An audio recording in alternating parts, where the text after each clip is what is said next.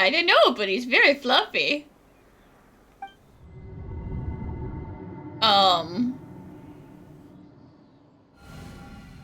god. Oh, not again.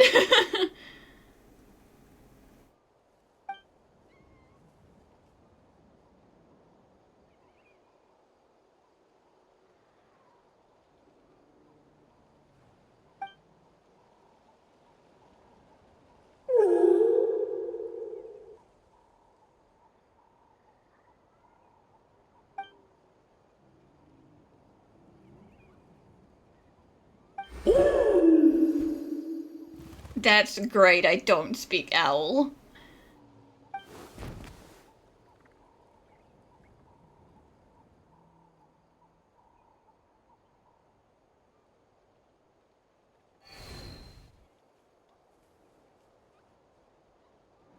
How long was Paimon out?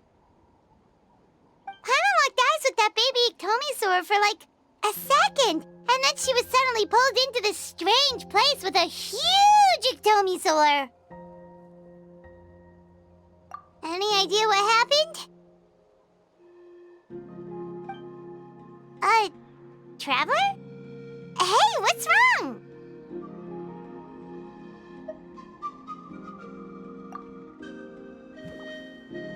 Look! It's that baby Iktomisaur! Seems like it wants us to follow it. Paimon's adventurous side says we have to see where this leads.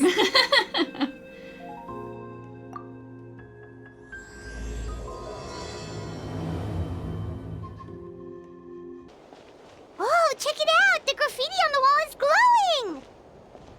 Masters of the Night Wind. And by the looks of it, masters of nightlife, too. Masters of the neon paint. Wonder if we're allowed in here. Oh, the door opened all by itself. Taking that as a yes. Hopefully we're allowed inside. Aw, the Iktomisaur from earlier. It's really here. Then let's go introduce ourselves. Hello there,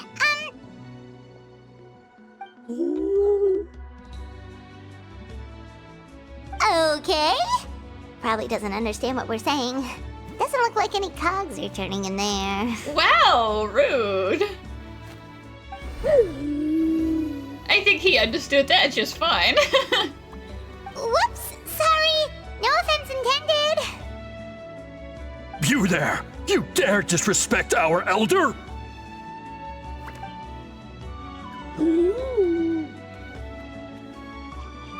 Oh, you mean... Oh, I see. Sorry, my mistake. Apparently you are here by invitation, in which case it's my job to make you feel welcome. Some introductions are in order. I am Kaholam, one of the priests of our tribe. And this is our Iktomisaur Elder, the great Tlapokpokteetstatel, a living totem among the masters of the Night Wind. Whoa, that's quite a tongue twister. In truth, we usually go with Elder Tlapo for short. You're welcome to do the same. Ah, I assume you're referring to our Elder's special ability. You mean where he just jumps people in the street and mind snatches them? Yeah. Elder Tlapo has been alive for many centuries and harbors secrets that even we priests are at a loss to explain. So your reaction is entirely natural. But one thing I can say for sure is that Elder Tlapo has appointed the two of you to an extremely important task. For this reason, I would like to ask you to undergo a test. What sort of task? And what kind of test? If it's all right with you, I'll take you to see our chief. He's in a much better position to answer your questions. Okay, sure. Very well. Then please follow me.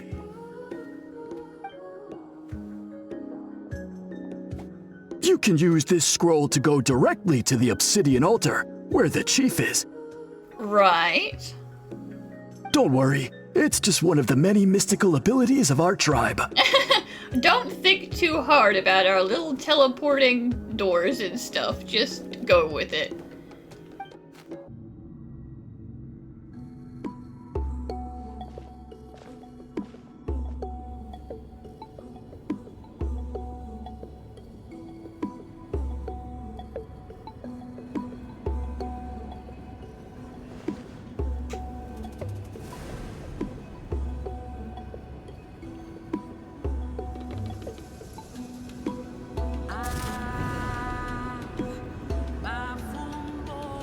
Whoa, what was that just now?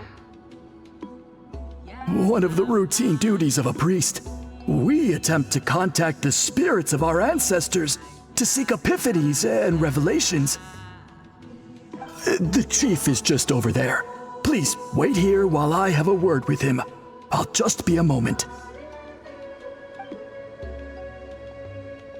Well, the Masters of the Night Wind are definitely living up to their reputation as the mysterious ones.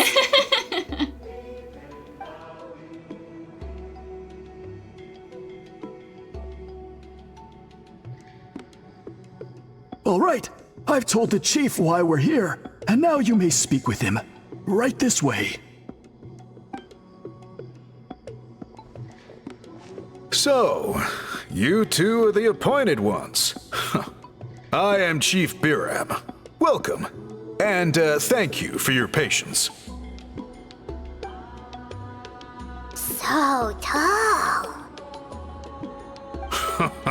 Unusually so. Yes, I am aware, but I assure you, it's no cause for alarm. I mean, I wasn't concerned until you said it could be a concerning thing. Oh, no, of course not. Sorry, Paimon just reacted without thinking. Ah, yes. Kaholam told me about that. As outsiders to our tribe, this is probably the first you've heard of such appointments. I'm sure the whole thing seems very confusing. Oh, he's like a really big dude, kind of like Tupac, maybe. Throughout our history, only members of the Masters of the Nightwind have been appointed to undertake these tasks. This is the first time an outsider has ever been chosen. Yes, well, you'll have to take that up with the Iktomisaurus. Really? Allow me to explain. Our tribe has an old tradition of recording history in the form of woven scrolls. And not just our own history. We record the legends and heroic feats of all other tribes as well. It is a tradition we have observed for many centuries. We treat it as a solemn duty. However, when a major event occurs that affects all of Natlan, we record it on a different kind of scroll, used for this exact purpose. And these scrolls can only be woven by someone of the Iktomisaurus Elders' choosing. When the Iktomisaurus Elder senses a major change in the ley lines, it will issue a formal declaration to appoint a creator for this scroll. Whoa, so you mean... Elder Talapo sensed a ley line change quite some time ago, but had not yet designated the scroll weavers until you arrived. Okay, but just so you're aware, we don't know the first thing about weaving scrolls. As a matter of fact, that does not surprise me at all. I don't know whether to be offended by that or not. How come?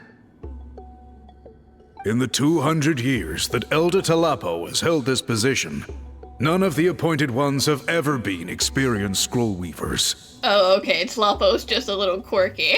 Does that mean 200 years of major historical events have gone unrecorded? No. They all submitted scrolls in time, yet each of them claimed it was not their own work, but a gift from the spirits. Man, this tribe gets more mysterious by the second. Yes, well, that is the part that troubles me. The notion that we have to rely on esoteric things like gifts from the spirits to record historical events of such great importance. It is unsettling. Huh. That's pretty surprising to hear, coming from the chief of this tribe. I can imagine. You probably see the Masters of the Nightwind as a people shrouded in mystery, who pride ourselves on our arcane practices. But I am something of an exception. I may be the chief, but when it comes to our traditions, I am in fact a proponent of change and reform. I have dedicated my energies to deciphering the many mysteries of our tribe. In doing so, I hope to establish clearer rules that will help sustain our traditions in the future. Wow, that sounds great! So have you figured out the mystery of the gift from the spirits? No, I think that's gonna have to be up to us. Sadly not. It is something I've been investigating for a long time, but I have yet to uncover what this gift truly refers to. Only a small handful of events over the years have been recorded on these special scrolls, with decades between each one. And by the time the next scroll weaver is appointed, my time as chief will be long gone. I will not be in a position to investigate as thoroughly. So... While I haven't gotten to the bottom of the matter, I have made some progress. But the only way I can develop my theories further is with the cooperation of the appointed ones. Precisely. It's nothing to be worried about. Simply a means of validating my current hypothesis. It shouldn't take you long, nor will it put you in any danger. I can explain everything in detail when we get to the site of the test. But first, please wait a moment while I change out of the soul-shielding cloak. This garb is one of our important cultural relics, handed down by generations of chiefs. It is only to be worn when conducting certain ceremonies. Oh!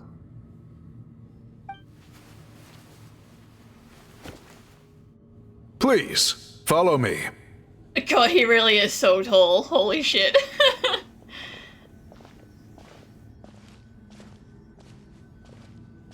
Do you see this scroll? If you touch it, you will enter a hidden space. Today's test is, quite simply, to find a way to escape that space. That's it? I assure you, it's not as easy as it sounds. If you cannot find your own way out, I will of course intervene to bring you back here. But then, we will be no closer to solving this mystery. Good.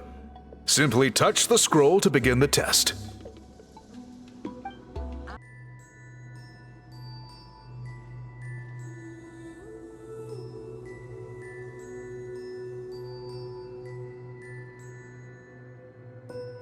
Whoa, we really did get teleported. Into a weaving room.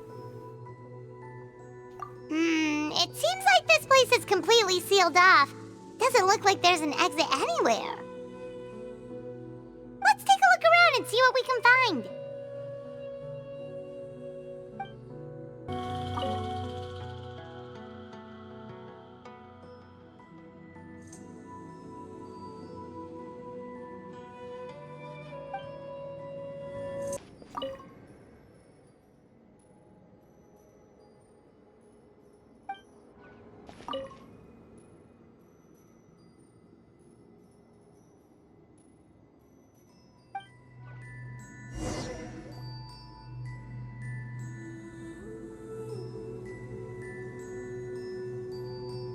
There are so many woven scrolls here. Paimon remembers seeing some of them before in other tribes. They seem to record historical events. Oh, that's the dragon statue, I think. This one really stands out from the rest. For starters, it's the biggest of them all. Wonder what story it tells.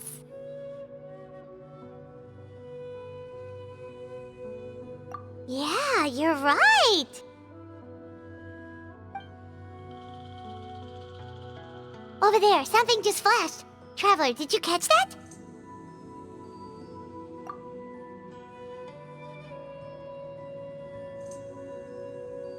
Oh, right! Paimon's with you. Aha! There is something hiding here! Yep, this looks like our ticket out of this place. Oh, okay, sure. Whew, we finally made it out. It is just as I thought.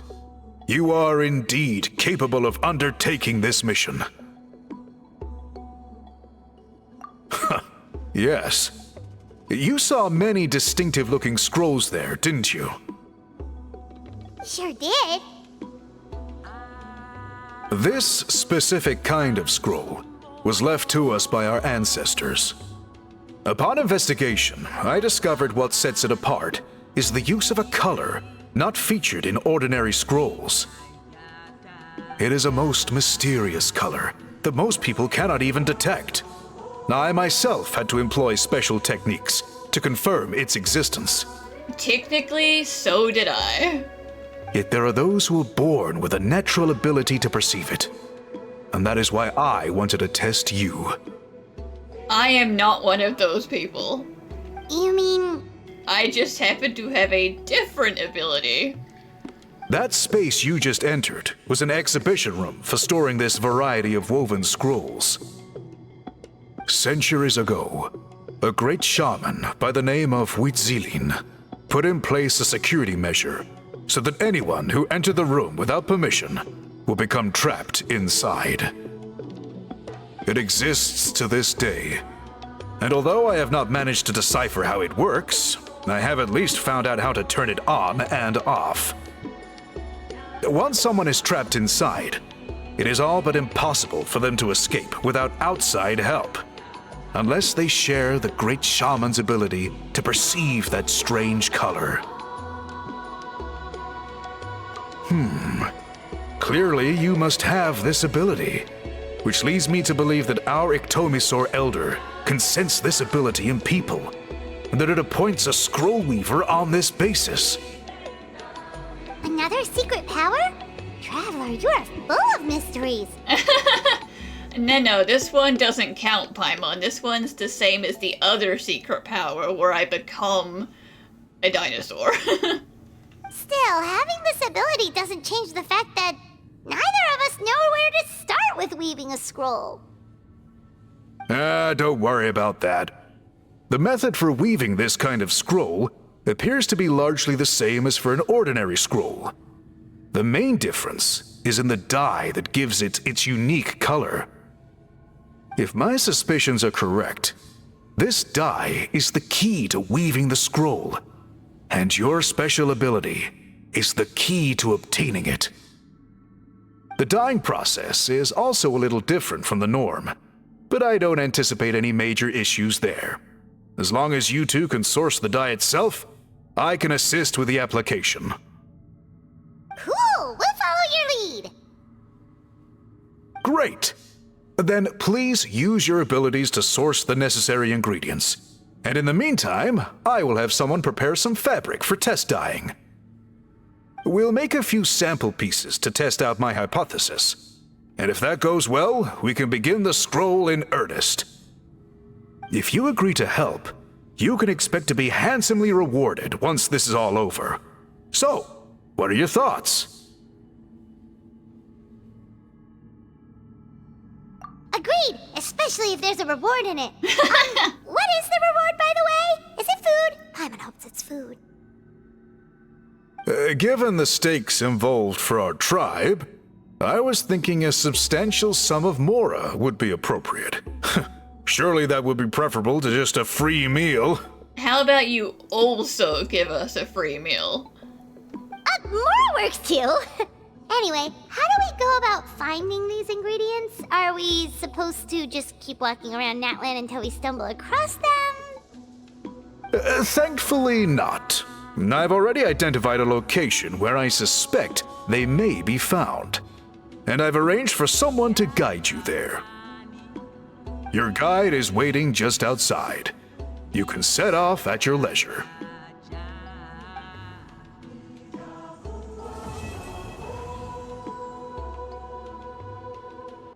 I take it you're the ones appointed by Elder Talapo?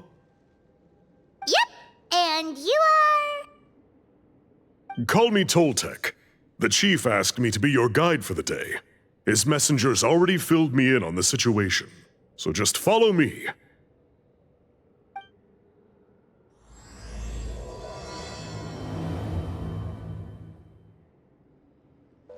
So the guy is somewhere in this cave, huh? This is as far as I can take you. Only the appointed ones may proceed from here. Why's that? Kind of a long story. Apparently, there's a certain fruit that grows in this cave, the juice of which can be processed to make an excellent dye. And what, you're not allowed to touch it? Many years ago, our ancestors set out to make a series of ambitious works of graffiti art. They selected this cave to make them in, presumably due to the availability of the dye. However, they didn't want anyone to see their work before it was completed, and so they sealed off the entrance to control access. To bypass the seal, you have to have mastered the art of color perception, or something like that. Oh, right. The strange thing is, our ancestors never removed the seal even after they finished the graffiti art. Since it was sealed off, the only person who's been inside is the great shaman, Citlali, and that was 300 years ago. According to her, the artwork tells the story of a hero by the name of Kuntur. But I digress. Sorry, I'm a big fan of graffiti artwork. Once I get talking, I can go on for hours. So you're sure you don't want to come with us? I'll pass. I tried to get in once, but the seal blocked my way. I tried getting my Iktomisaur to clear it with its powers, but even that didn't work. I guess it's supposed to be a test left there by our ancestors. If you don't pass the test, you're not worthy of viewing their works of art. Aww.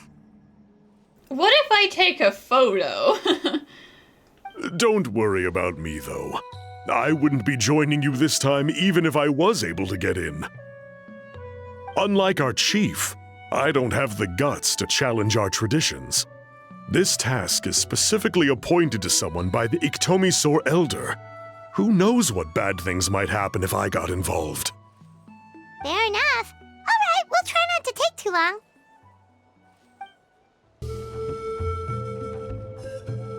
This should be the place. That fruit Toltec mentioned should be the one on the wall, right? Now the only question is, which ones do we pick? Well, go ahead, try it out! These guys' ancestors made some real works of art here. But based on what we've seen so far, it seems like there should be more to the story.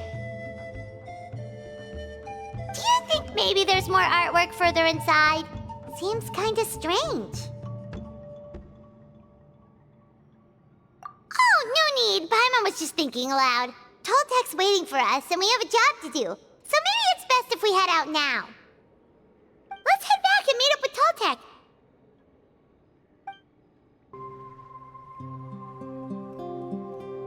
We're back, and we found the ingredients for the dye.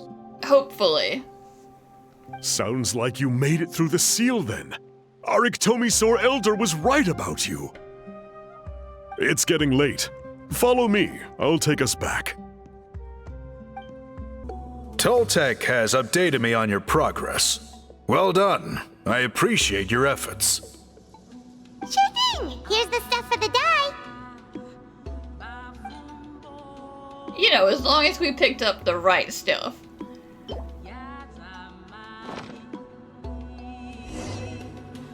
I see. Yes. This is certainly a very different substance from typical dyes. Okay, now let's try our hand at making some samples. The fabric is ready for testing. Got it! Please come with me.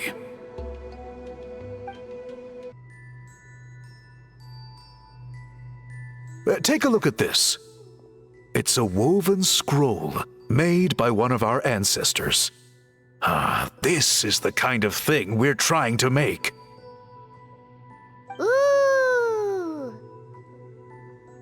The person depicted is the legendary shaman, Citlali. She lived 200 years ago and was once appointed by the Iktomisaurus Elders, like yourselves. She was especially skilled in the art of color manipulation, and of course completed her task with flying colors. This scroll is a record of her deeds, and was most likely the work of her own hand. The quality is simply breathtaking, even compared to other scrolls of this variety. Sadly, since she passed away, all of our Iktomisaurus Elders' subsequent appointees have had to rely on the gift from the spirits to complete their work. That's a good way of putting it. My only quibble with your phrasing would be, it's not just me, but us. Hoo-hoo! Now Paimon's getting excited.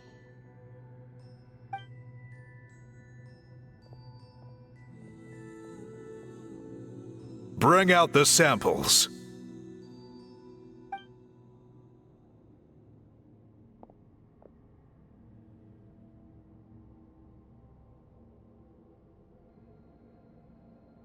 Now, as I mentioned, the dyeing process is a little complicated, but I am confident you will manage. Just make sure to follow my instructions carefully. Sure, that much I can do. The pattern has already been sketched out on the sample, so you just need to dye each block with the correct color. But you'll need to wait for the dye to fully soak in between each step to make sure the colors don't run.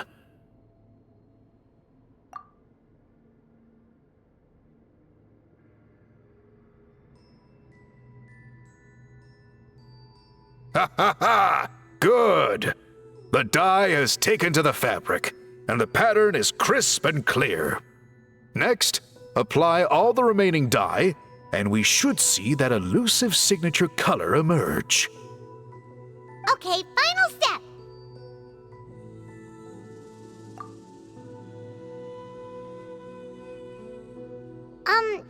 Did it work? Paimon doesn't see it. Oh, that color isn't showing up. Oh, the dyeing has failed. No, your technique was flawless. You did everything exactly as instructed. It would have made no difference if I'd done it myself. Then what went wrong? It could be the weaving technique, or maybe the dye has to be applied in a different way.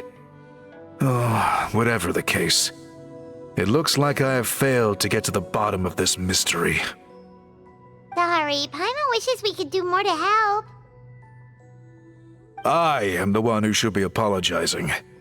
I made you do so much work, and it was for nothing. I will, of course, honor my commitment to compensate you for your trouble, but I do hope you won't give up on this task. I plan to keep investigating, and will be sure to keep you updated with any progress. Don't worry, we're not quitters. Paimon does have a question, though. This whole process of recording history on woven scrolls seems so complicated. Why don't you just write it down instead? A fair question. You said yourself you're all about change and reform. Well, this seems like a pretty good place to start, don't you think? Writing things down would be easier for everyone, and your records would be more detailed. I think you've perhaps misunderstood my philosophy, but that's okay. I can answer your question, but there's somewhere I need to show you first. Oh, sure.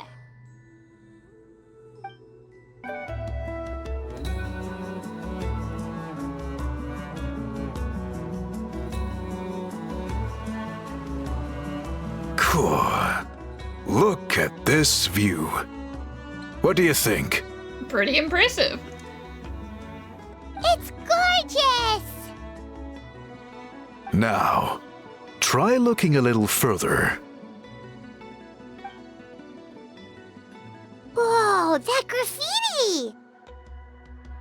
In all the years since the founding of our tribe, those colors have been with us every step of the way. It is true that I seek to bring new life to this ancient tribe through change and reform, but I also understand there are certain foundational things that we cannot afford to throw away. The foremost of these is the way we record our history. Oh, that makes sense. Since the very beginnings, our tribe has always sought to bring color to history. And I have a deep sense that this is one part of our heritage that we should not give up. So, whatever it takes, I must find a way for us to continue producing our traditional woven scrolls. You're completely right. Paimon's sorry for what she said earlier. It was out of line. It's quite all right. I'm just grateful you're able to understand where I'm coming from. Then let us hope that when we next meet, we succeed in reviving this tradition.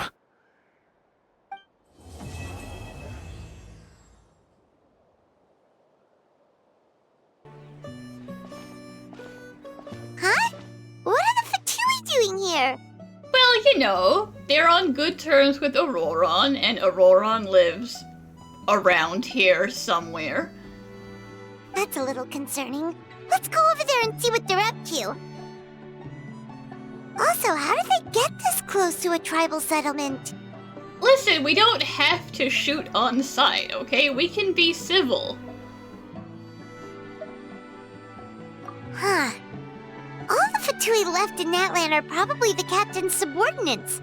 That basically makes them followers of one of Natlan's heroes. Still, once a Fatus, always a Fatus. Something seems off seeing them here. Let's go check it out.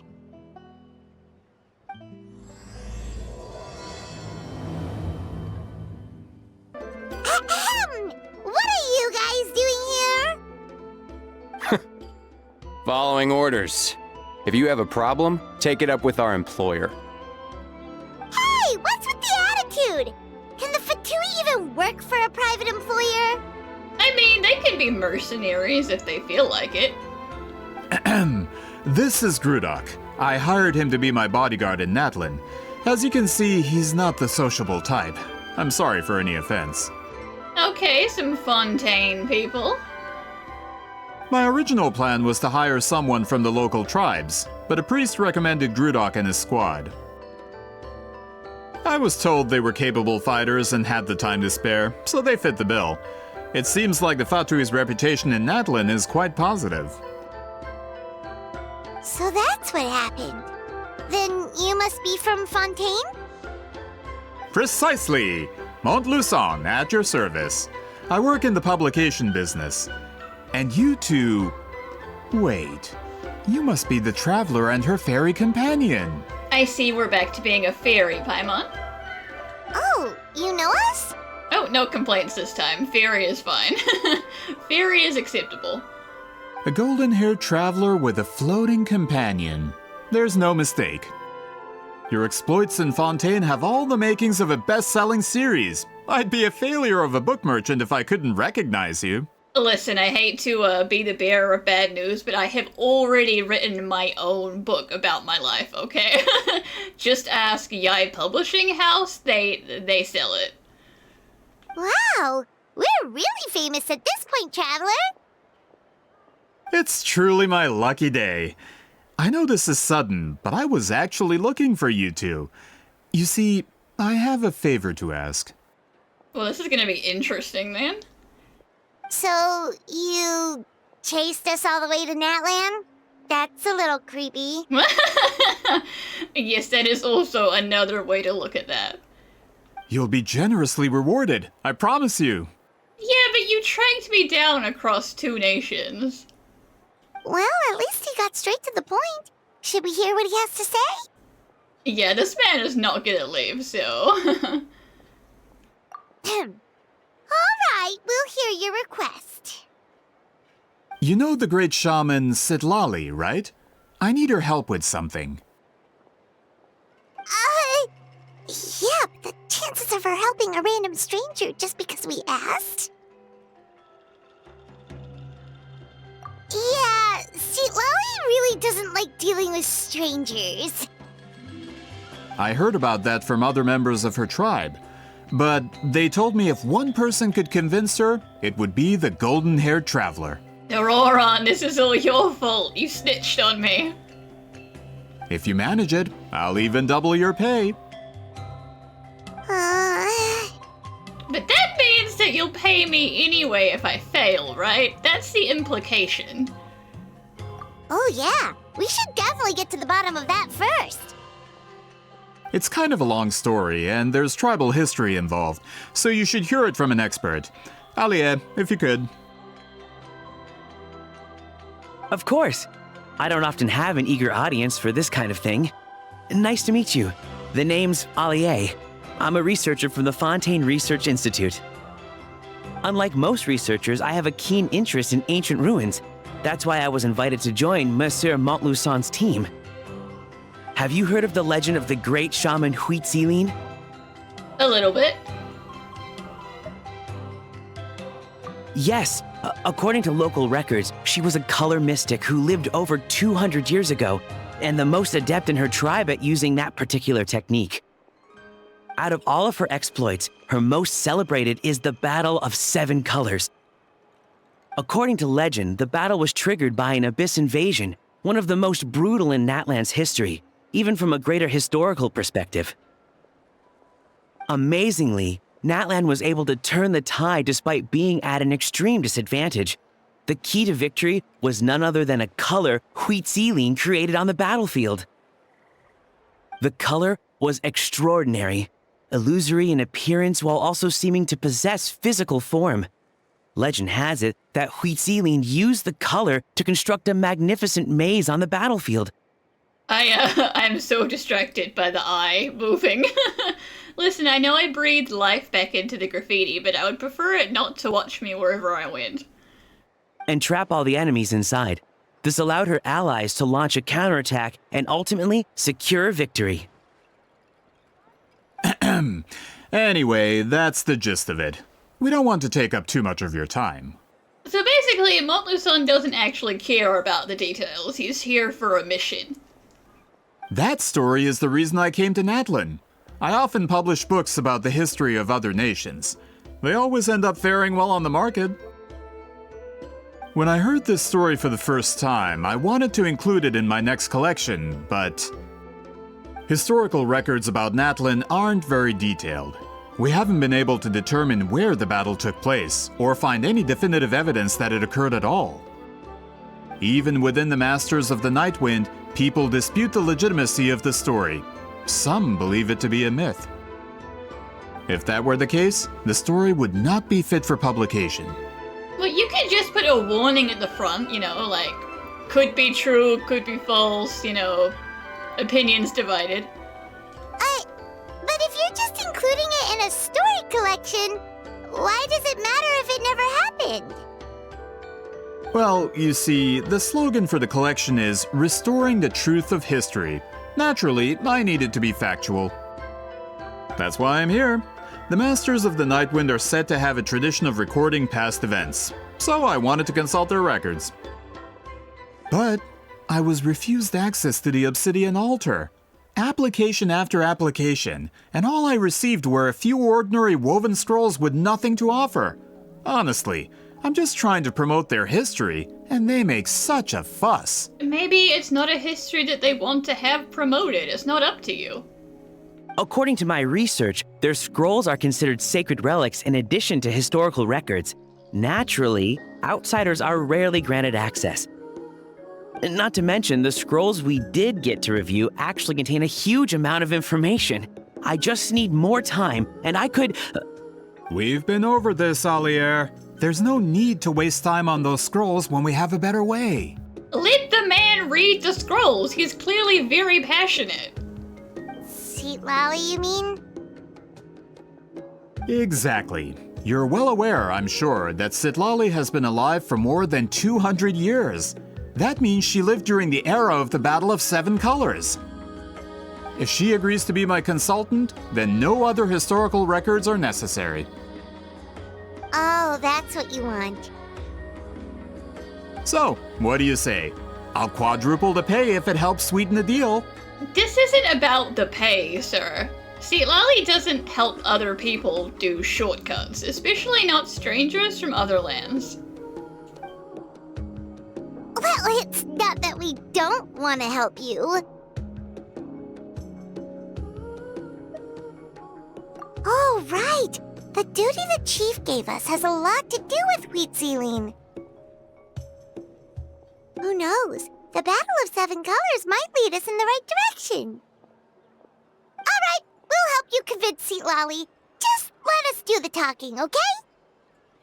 Of course.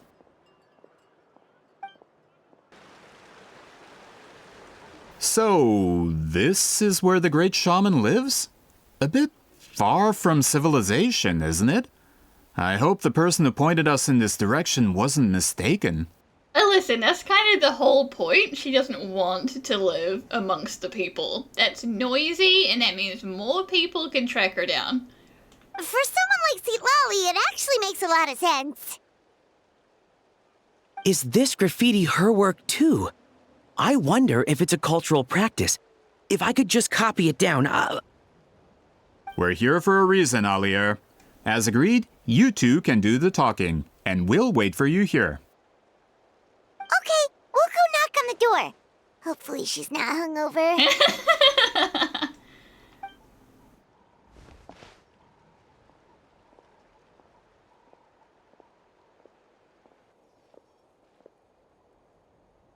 Citlali?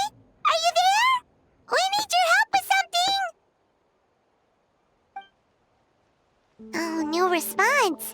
Maybe she's not home. Oh, Granny, are you home? Oh, Granny Iktomisaurus? Are you home? Oh. Hey, kid!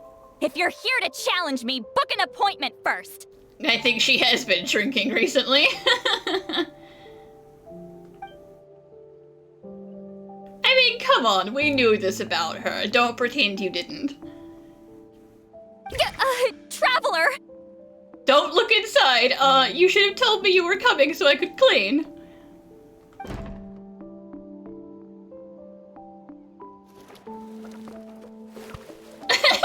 Yup. Looks like we came at a bad time. Not really. We just didn't warn her, so her room is a mess, and that's embarrassing to me specifically. I'm like the one person she doesn't want to show her, like, pigsty of a room to. Are you still there? Just come in. We can talk inside. Well, at least we didn't get turned away. a great shaman who has lived for hundreds of years. If she agrees to help us, there are so many things we could research. Alier, as the provider of your research funding, I suggest you focus on our current mission. It's very important to me. Sorry, maybe if we get a chance in the future, then... We'll cross that bridge when we come to it. He's so excited. Let him do his research.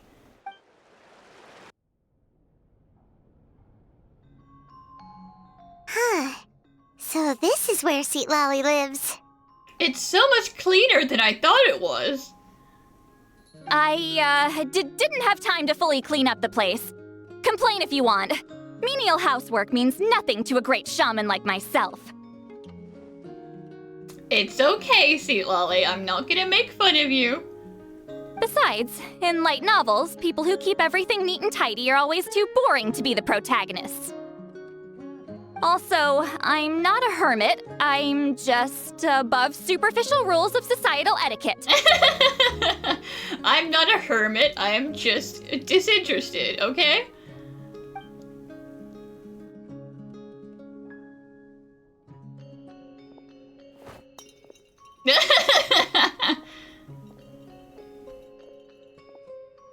She sure does care a lot about what we think of her. She's fragile. Oh, and that spell I used to transfer my senses to you, you're not still, experiencing the side effects, are you? It would be wild if we were, because it has been weeks, you know, in-game. It's my duty as a great shaman to check that kind of thing. You're just worried that I might still be able to hear your thoughts. Oh, you mean when we could hear your thoughts? Nope. It's been so long, we don't have to worry about that anymore, right? Oh, then why do I hear the traveler's thoughts in my head? I don't think that's true. I think you're just imagining what I might be thinking about you. What?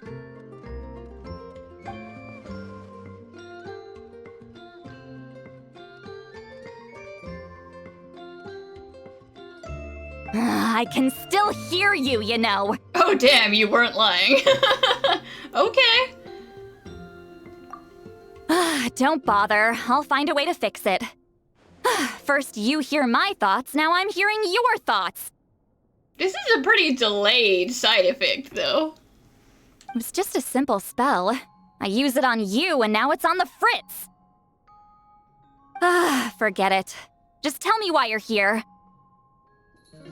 Well, someone asked us to ask you to be their consultant. They have questions about the history of Natlan. So they asked the hero of Natlan to put in a good word?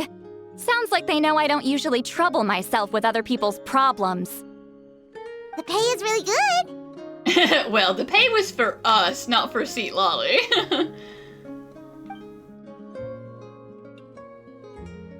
Doesn't matter, I'm busy. Put your sparkly eyes away, Paimon. They won't work on me. She sure doesn't look busy. Paimon knew this wouldn't get us anywhere. From you? Yeah, we were given a sacred duty to help your tribe weave a special scroll. Yeah, so, you know, take it up with Biram if you don't want to help. Huh? So, you're the appointed ones this time? We were surprised too. After all, we have no idea how to weave a scroll like that. But with Chef Biram's help, we were able to make some progress. We still haven't succeeded, but we learned that the key to weaving the scroll is a special kind of color. The historical event those men want to ask about also involves color. If you help them, you might end up helping us too.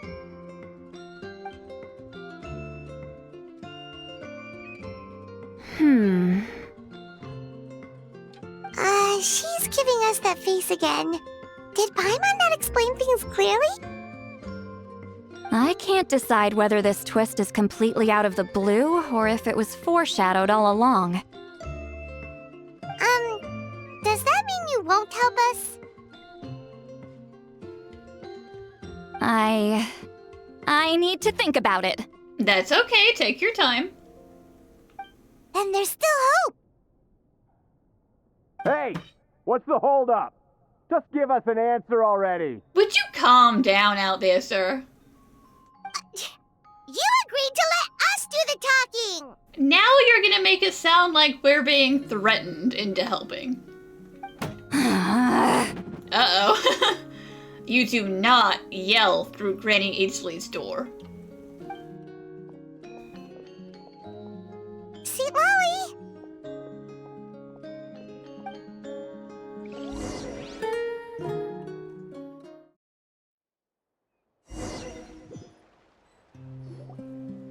Stand down, Grudok. As your employer, if I tell you to wait, then you wait. Understood.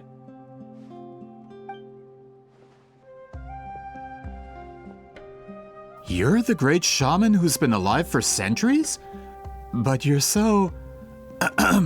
Apologies for the disturbance. Grudok is a recent hire, so difficult to restrain sometimes. Man was about to be like, but you're not old and wrinkled and like shriveled. Where's your walking stick? You're lucky you didn't force Citlali's hand. Well, since you're here, how about a discussion? Do you have any idea who I am? Did you think Granny Eatsley would be fooled by your little performance? Listen, you told Grudok to go knock on the door. I have no intention of speaking to you. Your recent hire interrupted me right as I was about to make an important decision. Pull a trick like that again, and I'll make your lives a living horror novel, except 10 times worse. That's all I came out here to say. Whoa. Traveler, we have a discussion to finish. You live up to your name, Granny Itztli. I apologize for the offense. I'm just surprised the Battle of Seven Colors didn't pique your interest. You're investigating the Battle of Seven Colors? Ah, the Traveler didn't get to that part?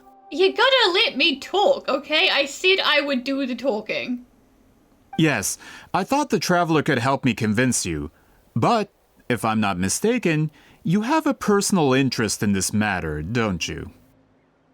I heard that the great shaman Huitzilin was a friend of yours. You two must have been close. If I can resolve the controversy and prove the battle took place, I'll include it in my next collection.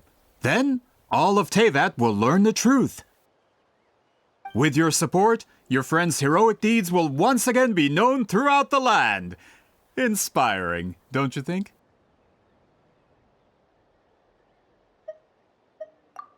If this is really about that duty, then... fine. I'll help you. I'm honored. But... Save it.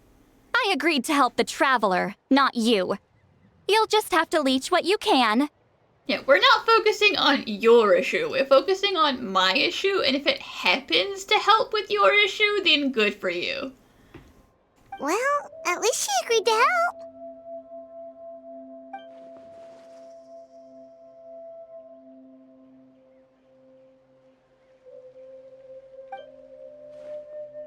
Who are you calling heartless? Oopsie.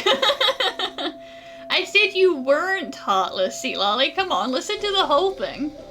Not a problem. I always planned to work with the Traveler. So, did you directly experience any events of the battle? Do you have any idea where it took place? Can you think of any relics we could use to prove it? Man's just diving straight into the meat of it, like, chill. Talk at me, why don't you?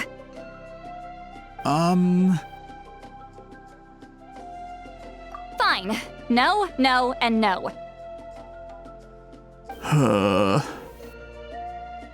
I did live during the same era as her, but that doesn't mean we experienced the same events. I've lived a long time, but I'm not a walking encyclopedia. You decide the angle of your investigation, and I'll provide answers if I'm familiar with the subject. All right. Even if you didn't witness the battle yourself, you still lived through that era.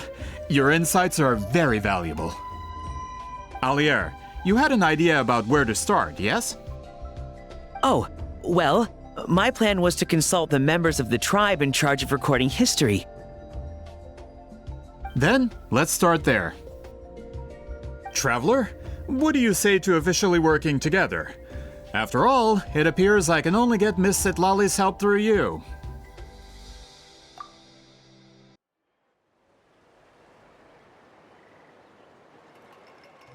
You don't seem super invested in this whole thing, Citlali. Well, I mean, it's, you know, not ancient history, but, you know, still a long time ago. The Battle of Seven Colors is something I've only ever heard about. I know as much as anyone else in my tribe. But how? Weren't you alive when it happened? I wasn't there when it took place, and she never told me about it. That's how. But Molusan said the two of you were close friends. The battle was legendary. Why wouldn't Huitziling tell you about it? Not every fight or event in your life has to be something you want to tell people about. Close friends? More like arch rivals. Something Montlusan would know if he actually did his research. Did you see the graffiti outside my house? That's not my doing. All students from Huitziling School of Shamanism must pass an extremely difficult trial before graduation, defeating me in battle. Damn. And did she put that condition into play? Those graffiti drawings are how they challenge me. Of course, none of them ever succeeded. So, after Huitziling's death, her students had no choice but to modify the requirement. Instead of defeating me, all they have to do now is last long enough. Yeah, otherwise no one would ever graduate. As my rival, Huitziling only had one achievement that surpassed my own. And that was the Battle of Seven Colors. I can only assume she had some kind of secret technique at her disposal. It makes perfect sense that she kept it from me. I'm a fast learner. Telling me about the technique is no different than handing it to me on a silver platter. As if she would give away her one advantage. Oh, that makes sense. Anyway, all of that is secondary. Like I said, I'm only here to help you fulfill your duty. Aw. Oh, shucks, Citlali, that's so sweet of you. Don't misunderstand. This duty is important for my tribe, too. A great shaman should do her part to see it done. Uh-huh, yeah, that's why. Uh-huh.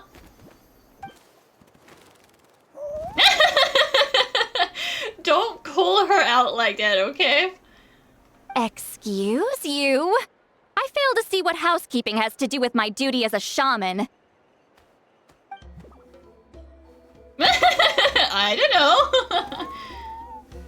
Why is it that you're the one whose thoughts are exposed, but I'm still the one suffering? I need to get to the bottom of this.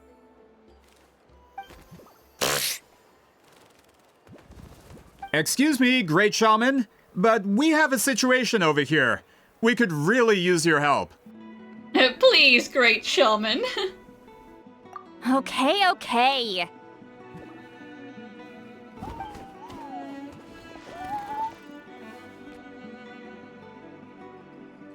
Of course the Battle of Seven Colors happened. The woven scroll proves it.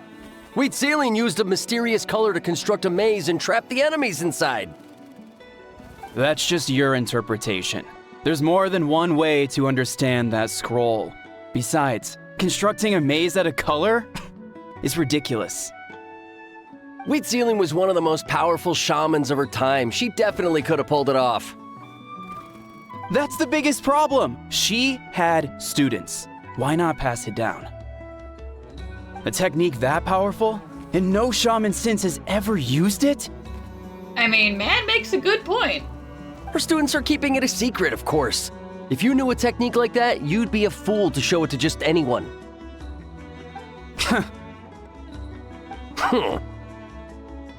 Oh, I didn't mean to cause an argument. I just wanted to ask, is there anything we can use to prove the battle took place? Of course it took place. Why would you need to prove it? You'll have to excuse him. Some people in our tribe insist on clinging to outdated views of history. I'd give up now if I were you. It only gets more ridiculous from here. Please don't fight. No, this poor guy. He's like, I just want to research things. I don't want to start arguments.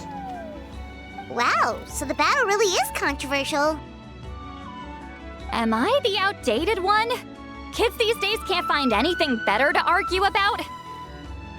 These arguments are precisely why I hesitate to include this story in my collection. My guy, just write a different book and put the story in there as, histories that might have happened. Neither side was able to offer anything useful. What should we do? Citlali was a passionate teacher. We were opposites in that sense. The technique she used in the battle must have been her masterpiece. There's every reason to pass it on. Still, if the technique is powerful enough to single-handedly stop an invasion, it also makes sense that her disciples would keep it a secret. We should check with the students from her school. If we can confirm the technique exists, we can deduce certain things about the battle. But as far as I know, most of the shamans from her school occupy high positions in the tribe. Not the type of people outsiders like us can speak to on a whim. Is that not precisely why you wanted Citlali here? Right. The obsidian altar is off limits to you. But, if I go... Is there a problem? Most of Citlali's students are respected priests in the tribe. But that means they had to go through me. Or try, at least. I, of course, humiliated them from a young age. So they're not really gonna want to see me. Those who hold the position now are the ones who lasted long enough before I wiped the floor with them. If I show up without warning, they'll run for dear life. That's not gonna get us any answers. No, but it would be pretty funny to see. Yeah, Paimon can see it now.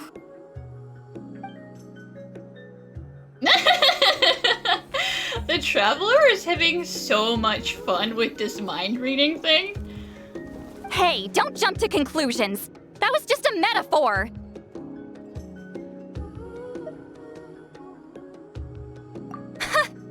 Only you have the guts to joke like that with me, Traveler. Fine, I said I'd help, so I'll help. But don't blame me if it goes wrong.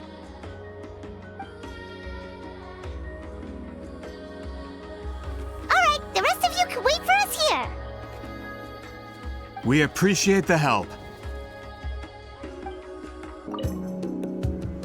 Natlan's history is full of intriguing mysteries. It's too bad I can't talk to those priests myself. No, it's okay, buddy. One day, if everything, goes according to plan and you don't turn out to be evil, then I'll put in a good word for you at the end of this, okay?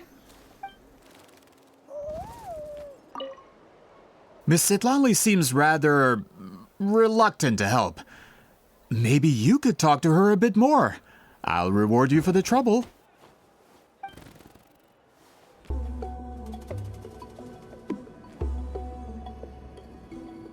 Oh, are you in the middle of a ceremony? Don't mind me. Granny Eatsley? Oh god, why is she here?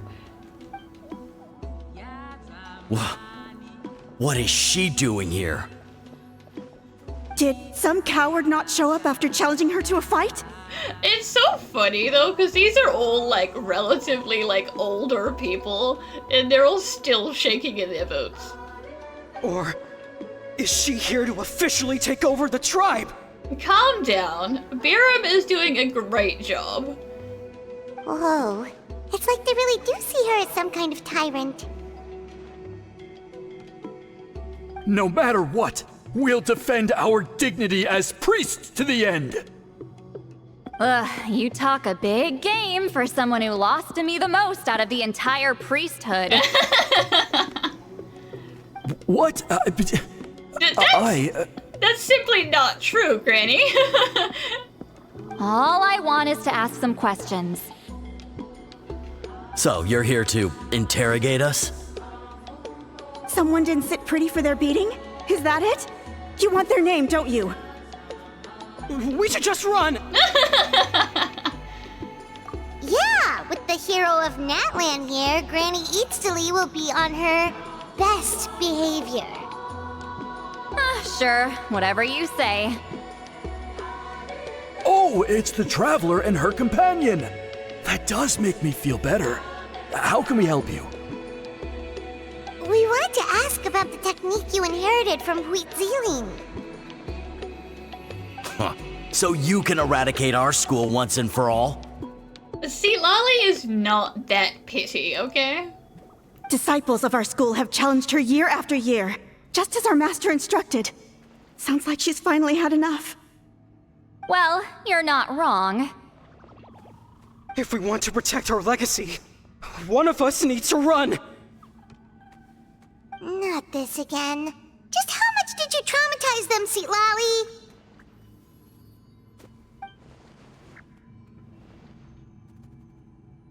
Aw, now we're embarrassing her. But yes, that's very true. Hey! You can't just say whatever you want just because it's in your head. And this must look so funny from the outside, because you're just hearing like half of an argument. I'm Granny Eatsley. A mere mention of my name and kids burst into tears. Love and respect. No one has the guts for that. Yeah, I do, and Auroron does. You know what? Forget about your duty. We really need to fix this mind-reading situation. It's driving me insane. Sorry to disappoint, but if you're here to question whether we're qualified to inherit our master's legacy, we're not going down without a fight. Caholim, calm down. You know, we're not here to question your merit, we just want to know if it's a real thing. We're not getting anywhere. What should we do, Traveler?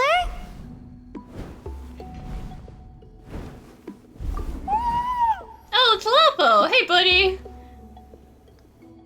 Huh? Oh, it's you. Elder Tlapo! Oh, we must have disturbed your meditation. Our deepest apologies. Please forgive us.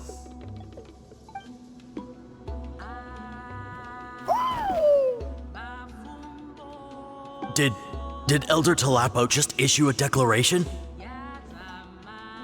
From what I can tell, in a single word, the message was... friend? Yeah, we're friends.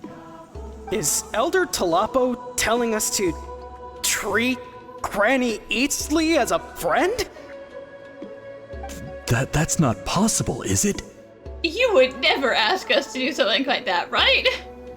Oh, you forget yourselves, my friends. You are esteemed priests of our tribe. Where are your manners? You're acting like children. But Chief! I didn't expect to see you here, great shaman. My sincere apologies for the lack of hospitality. Well, I wasn't exactly planning to come to this crowded place. So you can save the pleasantries, Chief.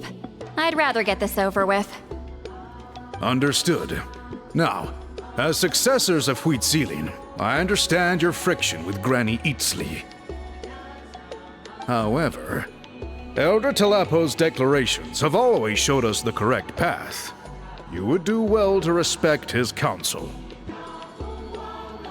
So, mind your manners and allow Granny Eatsley to ask her questions. Whew. Good thing Elder Tlapo and Chief Biram are on our side. Why does Granny Eatsley want to question us all of a sudden? Should we plan our answers in advance? That brutal graduation exam. It's all coming back to me. I'm having traumatic flashbacks. You heard the chief. There's no running away.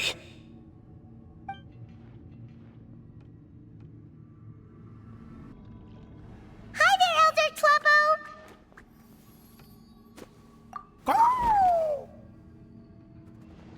Hey, he seems pretty happy to see us. He's the one who put you in charge of the scroll, right? That's right. Yeah, Elder Tlapo appointed us to the task. Elder Tlapo, huh? He's still claw to me.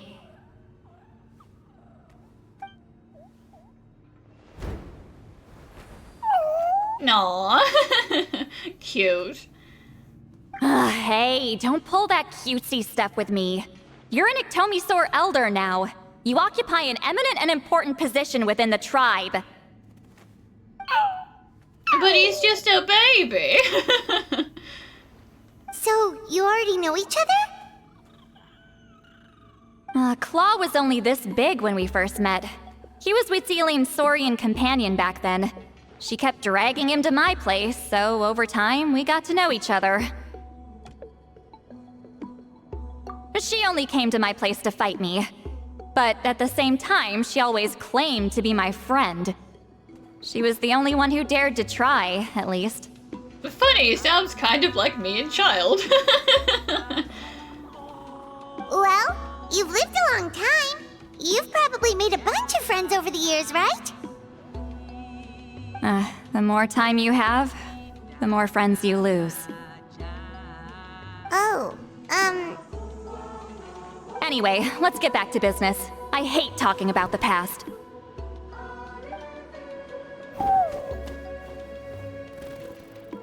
Oh, 200 years and you still haven't given up, Claw?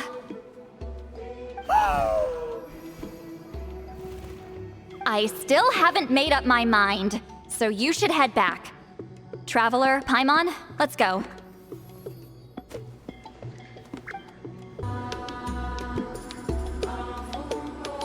Hey there, Chief Biram! Oh, wait. We haven't reached out since the last time we failed the task, huh? I'm just grateful you haven't forgotten that duty. Actually, we have good news! We found another clue! I'm all ears. It's the Battle of 7 Colors. Maybe. It's a potential clue. Huitziline's claim to fame? That sounds promising. But the battle took place hundreds of years ago. An investigation is bound to be difficult. True, but Granny Iktomisaurus promised to help. Is that so? Huh. I've tried seeking her help in the past, but I never managed to coax her out. You should cherish this opportunity. Hey, don't complain! None of the previous chiefs succeeded either. It's not like I hate you specifically, Biram. I just don't like helping at all. Forgive me. That wasn't my intention. It was a comment on my own failings. Paimon said you've been trying to figure out how to weave the special scroll. It is my duty, Great Shaman. Why bother? The scrolls always end up completed on time. So what's the point of figuring it out for yourself? If I may, this task concerns the history of Natlan as a whole. And in many ways, history is the memory of a people. Memory is sacred to our tribe. I'm sure a great shaman understands that better than a humble junior like myself. Something this important cannot be left to baseless rumors. I know you don't concern yourself with the daily affairs of the tribe, Granny Iktomisaurus. Even so, as a priestess, I trust you wouldn't leave something like that to chance. I get your point. Of course, the one time I wish you could read my mind, it doesn't work.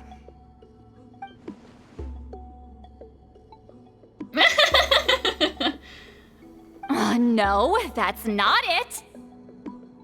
Huh? Paimon, have you only just now realized that we're having, like, telepathic arguments? It's not important. Rest assured, Biram, with my help, the Traveler and Paimon will definitely be able to complete the task. Haha.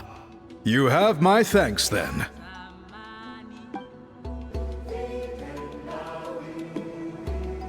Huh.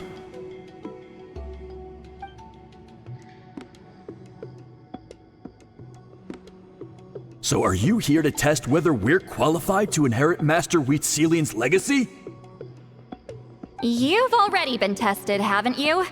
Well, frankly speaking, I don't think any of you are qualified. But we changed the rules, so, you know, technically you passed, so it's not my problem. But that's not why I'm here. All you need to do is be good and answer my questions. Fine. Ask away. You've heard of the Battle of Seven Colors, right? Of course. It's our master's claim to fame. An immortal legend inscribed in the very history of our tribe. Then I'm sure you know there are those who question whether it actually occurred. I did hear people arguing about that the other day. It's disgraceful. How can they question something like that? It doesn't surprise me. Natlan has had more tourism lately. A lot of people have started getting strange ideas after interacting with Outlanders. After all, everyone who took part in the battle has returned to the ley lines. Without witnesses, it's hard to refute detractors. Well, it just so happens the questions I want to ask are directly related to the legitimacy of this battle. Listen, we know you were rivals, but do you really have to question her legacy? Listen, if you have proof, then just give it to us. It'll solve everything. You think she's like you? Someone who can't survive a little scrutiny? No, of course not. Then let me finish. During the battle, Wheatsealing most likely used a technique powerful enough to turn the tides of war. I'm sure she was very proud of it. Proud enough to pass it on to her disciples. So, which one of you inherited that technique?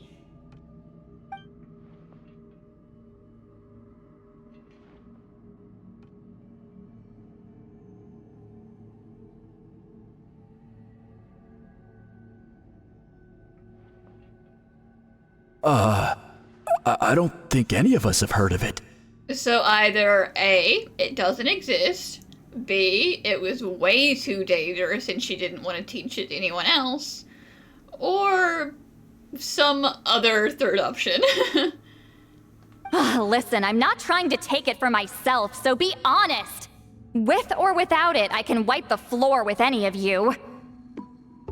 Yeah, no objections there. But I'm telling the truth. None of us have ever heard of that technique. Not even gonna try and defend himself. He's like, yeah, no, that's true. What's wrong with her? Why would she let it go extinct? Master's body of work is massive. No one student could hope to learn all her techniques. Mastering just a few already takes a lot of effort. Master had no choice but to recruit many students, split up what she knew into different portions, and pass it down through various individuals. So even though we see ourselves as representatives of Wheatsealing's school of shamanism, what we know isn't the sum of her legacy. Actually, I know of a shaman family that inherited some of Master's techniques. The family fell on hard times and lost the right to the priesthood. Still could be worth a shot. But if they inherited Wheatsealing's secret technique, shouldn't the family be thriving? Only if it's a useful technique. Well, it's the only thing I can think of. All right, give me their address. I'll mark it out on your map. To be honest, I'm not optimistic about the future of this investigation. That's because the request came from you. You don't know the power of your own words, do you? I think she does. That's why she's bullying you. I hope Granny Eatsley's satisfied with the information we provided.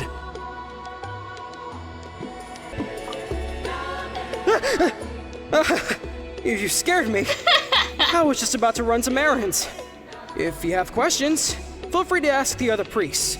Oh, this man is so on edge. So, was that an interrogation? That poor coward. I should go find him and convince him to accept his fate. Damn.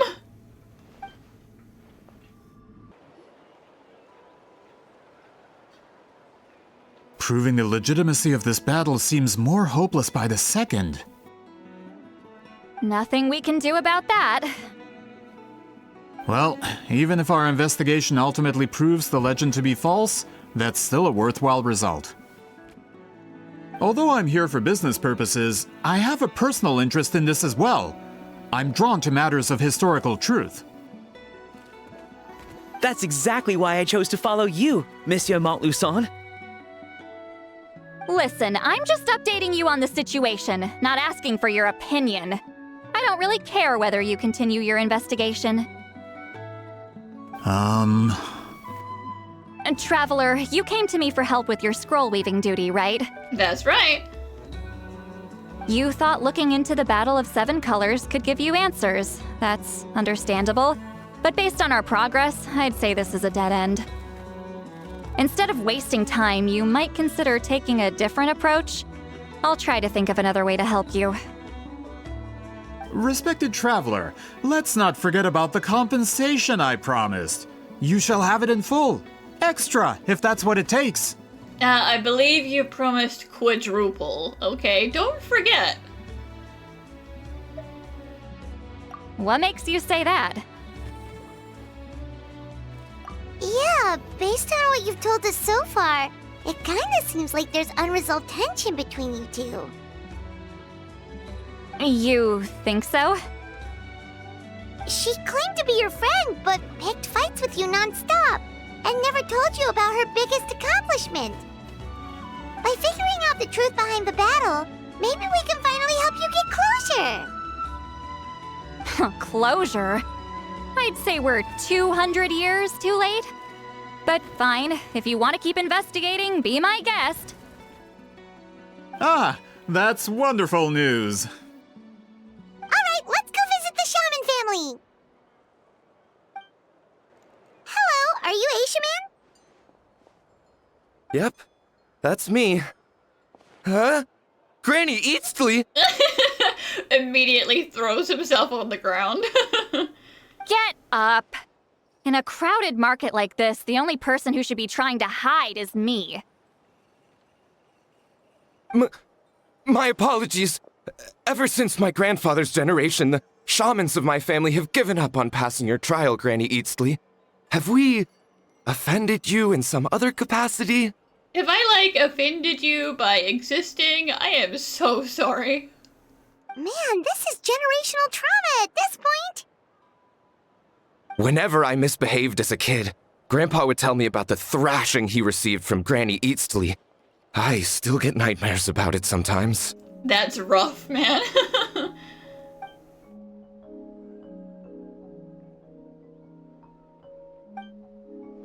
Hey, don't get any funny ideas. This was your idea, remember? Keep asking your questions.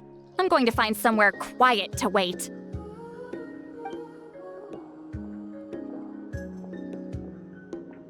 Okay, so your family studied under Huitzilin, right? Yes, although that pretty much ended with my grandfather's generation, unfortunately. The techniques my family learned from Huitzilin didn't have much practical use in terms of tribal affairs, so during my grandfather's time, we quit the priesthood. Turns out, shaman techniques aren't that useful outside the priesthood either, so over time we abandoned them altogether. Of course, it's possible that we were just too foolish to understand the true power of those teachings. After all, Huitzilin was a genius. None of her students have been able to fully reproduce her talent. Do you know which techniques were passed on to your family? I'm not sure.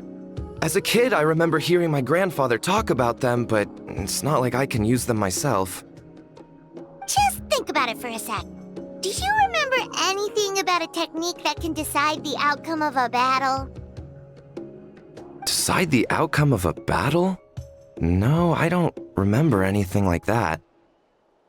Besides, my family wasn't really known for our talent. If a technique like that exists, I doubt Huitzilin would pass it on to us. You might have better luck asking one of the priests. They're descendants of Huitzilin's most gifted students. Well, looks like we're back where we started. Still no definitive evidence the Battle of Seven Colors took place. Alier, do you think we have enough to draw a conclusion? My guy, we asked like 6 people, okay? That is not a conclusive or definitive study. All we have are non-witness accounts. We could put together an interview, but that's not going to hold up in academic circles. Then we have to keep going. Oh, you're investigating the Battle of Seven Colors? Yeah, you know about it? Not a lot, but there's something special about my family. In addition to shaman techniques, Huitzilian stories were passed down to us as well. Say what you want about my ancestors' dedication to shamanism, but they definitely paid attention to those stories. And of course, the Battle of Seven Colors is the most exciting story of them all. We don't need another story. We need something concrete. Does no one in your tribe understand that? The stories can be concrete, you just don't know whether you can trust it or not. I'm not sure if this is helpful, but the story passed down in my family is a little different from the one told in the tribe. Really? Well, it's Huitzilian's personal account of the event, so it's a lot more detailed. For example, in the version I heard, the battle took place in a location known as Chico-Mostuk Cave. That means you can tell us where to find it. Have you ever been to this place? Unfortunately not. I studied maps of Natlan before we left, Monsieur Montluçon. I don't remember ever seeing such a name. It will have been renamed by now. Could your ancestors be mistaken, Mr. Eshemin? It's unlikely. My family may have let the shamanism side of things fall by the wayside, but we're serious about these stories. In the words of my grandfather, some things deserve to be passed down more than secret arts. If Huitzilin's version of events differs so much from the general understanding, that makes it even more likely the battle is completely made up. Yeah, that's disappointing. Oh, hold on. You mentioned the Chico-Mostuk Cave? Oh, yes? Can I clear something up for you? It's been more than 200 years. Huh. I never thought I'd hear that name again. What do you mean?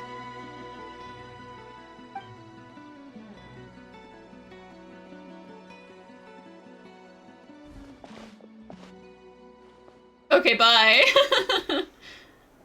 That location is now known as the Valley of Fog. The Chico-Mostuk Cave is what it was called 200 years ago. That guy didn't even get a thank you or a goodbye or anything. We just walked away. Precisely when Huitzilin was alive. That means, Monsieur Montluçon, we can confirm the original site of the battle. Once we get there, the evidence we need should be at our fingertips. Just when we thought all hope was lost.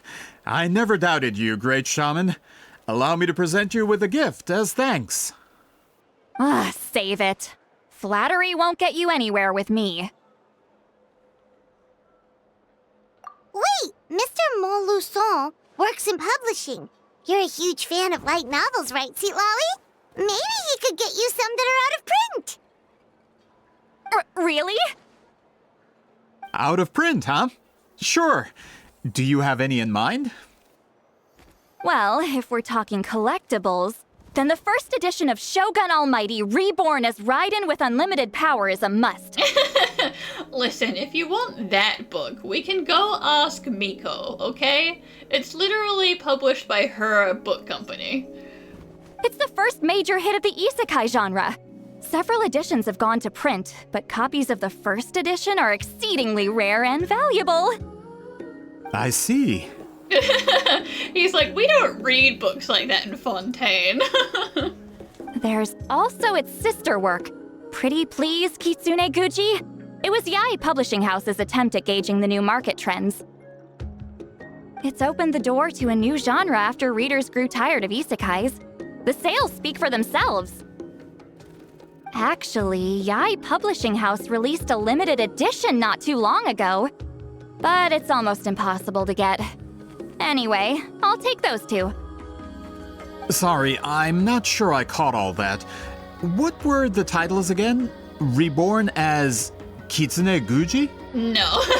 Listen, we can write them down for you, and you can deal with that later. These two titles are among the most successful and well-known works in the entire industry. You're telling me, as someone who works in publishing, you've never heard of them? Oh, you have disappointed Granny Eatsley. I'm a merchant from Fontaine, after all. Regarding this particular genre from Inazuma, I'm afraid I lack your level of expertise. Huh. Amateur. Don't worry about it. I'll sort the books. I have connections. Of course. Sounds like a perfect arrangement. Now, there's no time to waste. We should head to the site of the battle right away. Once we get there, it'll take a bit more work to determine the actual location. Right now, all we have is a general idea. Well, I'm sure Miss Citlali can help us with that. Have you even looked at the time? It's already evening, and I have important plans tonight. You expect me to work through the night? And by important plans, I meant a book and some wine. Well, what do you think, traveler? Okay, we'll find a place to rest for the night. When should we meet tomorrow? He's persistent, huh? How about noon? No, I don't want to get up earlier than 10. Do we have to wait that long? Great shamans have important matters to attend to in the morning. Like sleeping in. Yeah. That's only because I have important tasks to complete at night.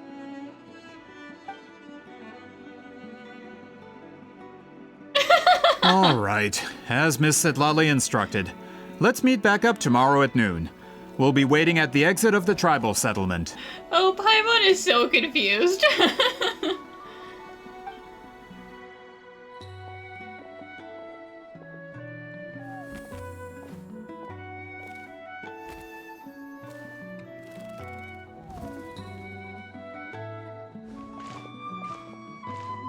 Sorry, I just wanted to ask, is Granny Eatsley satisfied with my answer?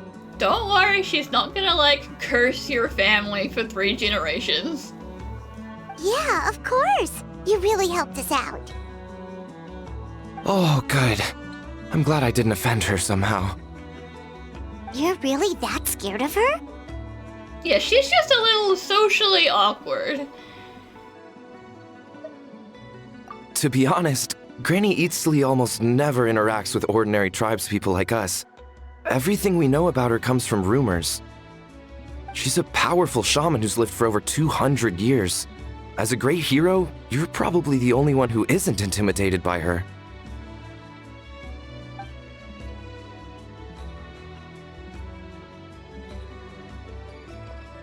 Well, thanks for today, Citlali.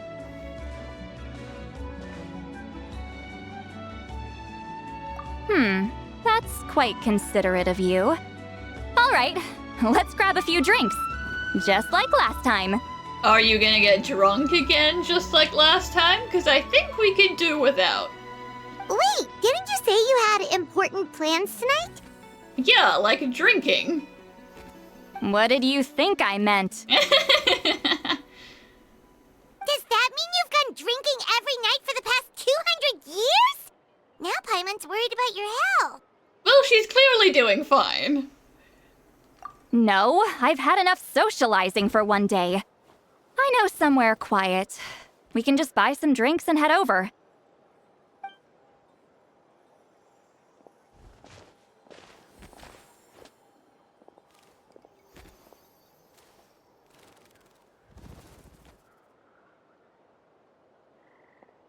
Which will also give us a chance to solve the mind reading issue. Considering the necessary spell work, I'd rather do it in private. Is this the place? No, further up. Further up?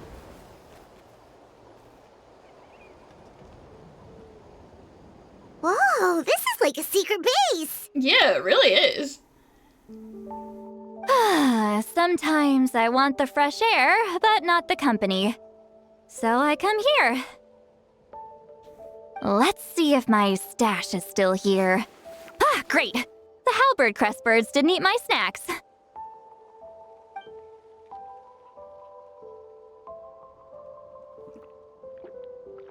Oh. Now for the mind reading issue. Give me your hand. Before I do spell work, I always need to have one cool drink. It might take a little longer, actually. I just need to share my senses, make a clean break.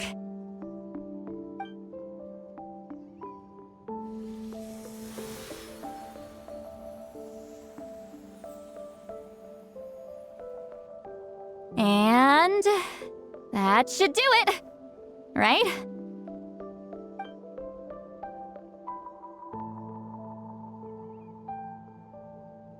Oh, there's that bird again. He's looking at me. You're not wrong. Hold on. Why do I still hear you in my head? I feel like it is no longer because of that spell. Oh, did I not separate our senses completely? Maybe using my palm isn't enough? Close your eyes.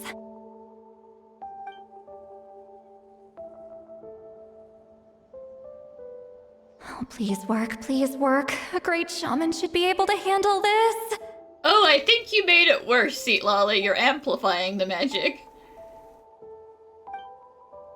Okay, what about now? Huh? And now? Huh. Whenever I try to remove the effect, it just flips direction and gets worse.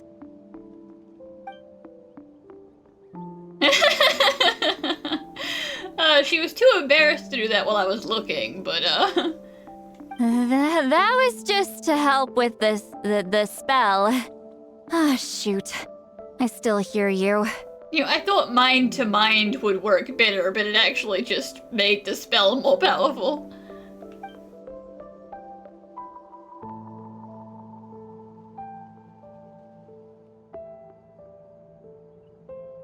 For a human soul, to lose the boundaries of the mind is to drown in the sea of consciousness without a concept of self. No, and she's drunk again.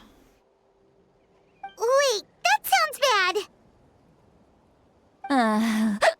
I read that in a light novel. When it comes to the real world, I think it's pretty accurate. Is Citlali drunk? She's not making much sense. Anyway, we'll just have to leave it for now. Hearing the Traveler's thoughts isn't that bad, right? You should just tease her. That's what Paimon would do. I knew you would, but listen. Citlali is too flusterable, so she can't fight back if I tease her first. It's just... I'm not good at this.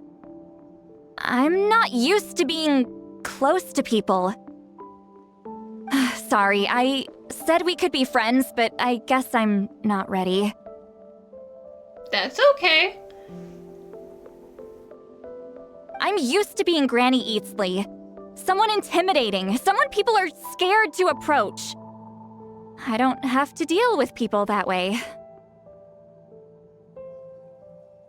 Yeah, Paimon's been wondering, why do you insist on living so far away? You could easily become a leader of your tribe, someone everyone loves and respects. That's just a long life issue. If you live a lot longer than everyone else, then the more people you see, the more people you have to watch die. When you live as long as me, a person is like a flower. The color draws you in. You water it to see it bloom. It rewards you with its fragrance. But it doesn't last. With the passing of the seasons, everything withers away. You can try to water it, but it it will never bloom again. Even if the same plot of soil is covered in flowers the following year, the one you remember won't be there. That's just how it is. Most of the people in my life will be gone one day, just like a flower. Getting close means losing friend after friend for hundreds of years, until the weight of their memories crushes my soul.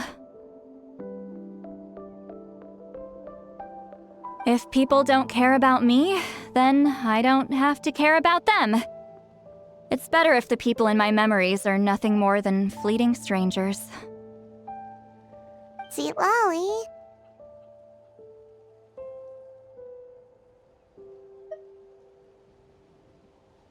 You won't live as long as me, so you don't have to worry about that.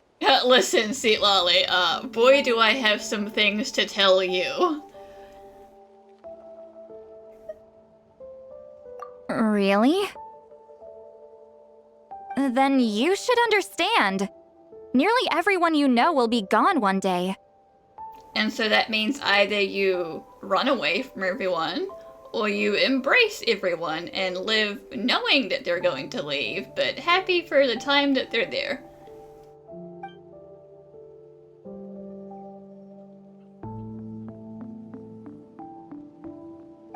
Traveler?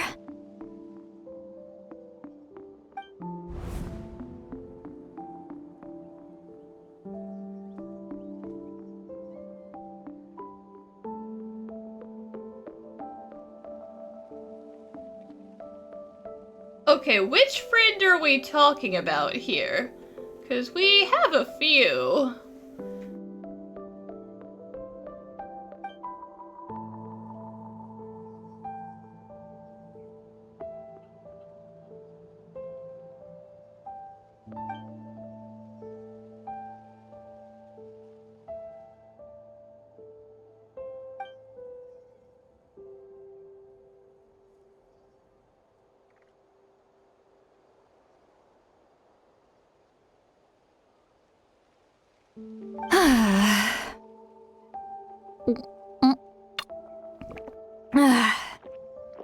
You don't have to drink to forget, Citlali. It's okay.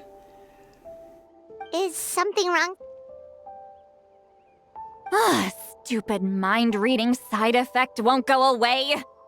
It's not like I want to hear you complain about me all the time. I have not been complaining about you. I have been complimenting you. Okay, she's definitely drunk. Citlali, maybe take it easy? At this rate, you might sleep past noon tomorrow. I'm not drunk. I remember everything the traveler said. Just gotta think of a response.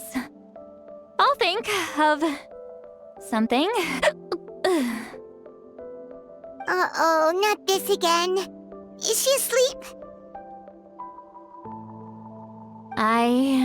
I'm fine. Can get home by myself. Don't forget that we are on a hot air balloon. Do not walk off the edge. Is she talking in her sleep or talking to us? She seems kind of out of it.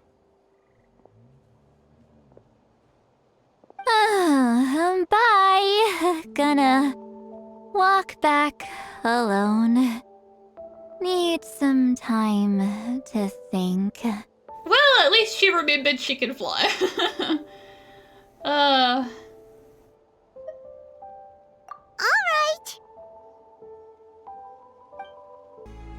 This should be the place we decided to meet yesterday. Who knows if Citlali will show up on time? She drank so much last night, she might not even be up yet. I mean, she clearly drinks all the time, so she can handle it. Ahem. Citlali! No need to sound so surprised. Drinking is just a way to pass the time. I mastered the art of moderation long ago. Last night doesn't count. It was a minor slip-up, that's all. Anyway, I gave everything a lot of thought, and I think you're right about something. The Battle of Seven Colors holds the key to a lot of the answers I've been searching for. So that's why you're here so early. Traveler, great shaman. Sorry to keep you waiting. Shall we head out? I see that you have a different regimen of Fatui bodyguards today.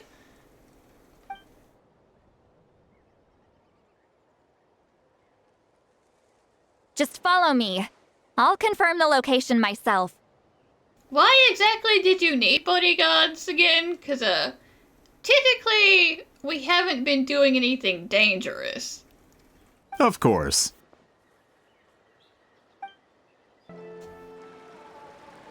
This should be it.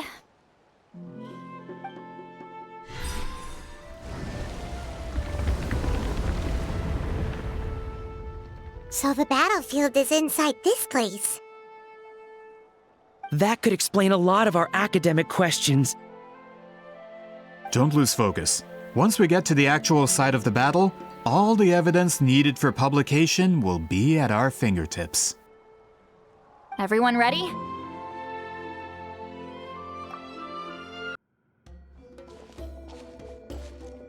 So the Abyss invaded through a cave like this? Wouldn't be the first time. When the Abyss first began to corrode the ley lines, they took every opening they could get. All the items here should be useful for our research. You're not to touch a single one without my nod of approval. I don't support invasive excavation techniques either. You can take photos of them, okay? Don't touch them. Ah, of course. I'll defer to the experts on this matter. Well, shall we continue? There are weapons here from every tribe in Natlan. The battle must have encompassed the entire nation.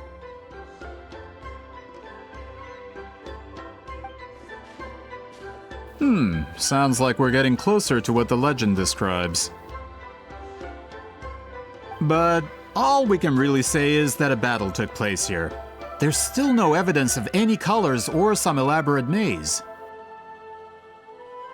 Wow, you're really invested in the Battle of Seven Colors. Well, it's the reason I came to Natlan in the first place. Grudok, send some of your men to search the area. We might miss something all grouped together like this. I'd like to cover all our bases. No, I don't like the way you just side-eyed me, sir. All the bases. You got it.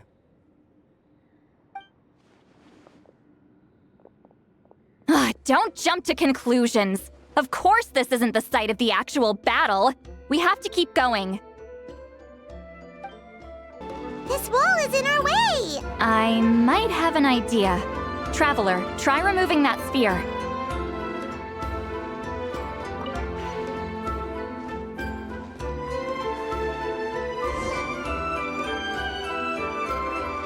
Whoa, we passed straight through! What was that? Some kind of color magic?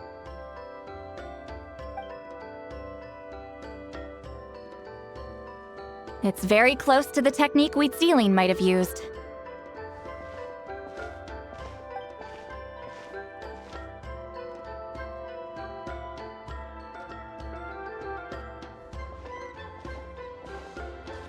That's it? Doesn't quite compare to the scale described in the legend. Still, what a terrific archaeological find! Alia, you're the good one, okay? You're the true guy. Enough chit-chat. We should keep going. The deeper we go, the more we'll find. Hold on. If we step here, we might fall through. You mean there are traps in here? Remember how we were able to pass through the wall just now? It must have been because, on our person, we were carrying the same color as the wall. Let's put the sphere down and see what happens.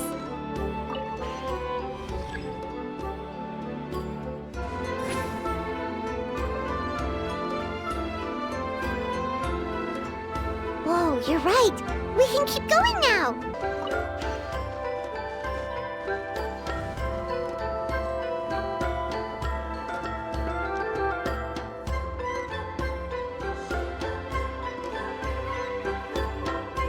okay. Wait, what was that? What is this place?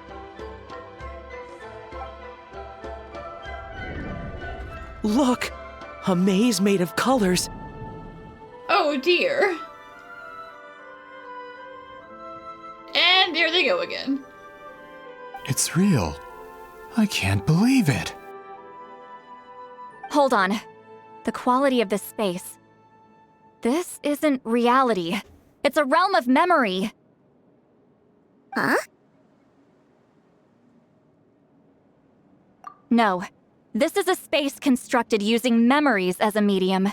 The principle is similar, but the two are not the same. Correct?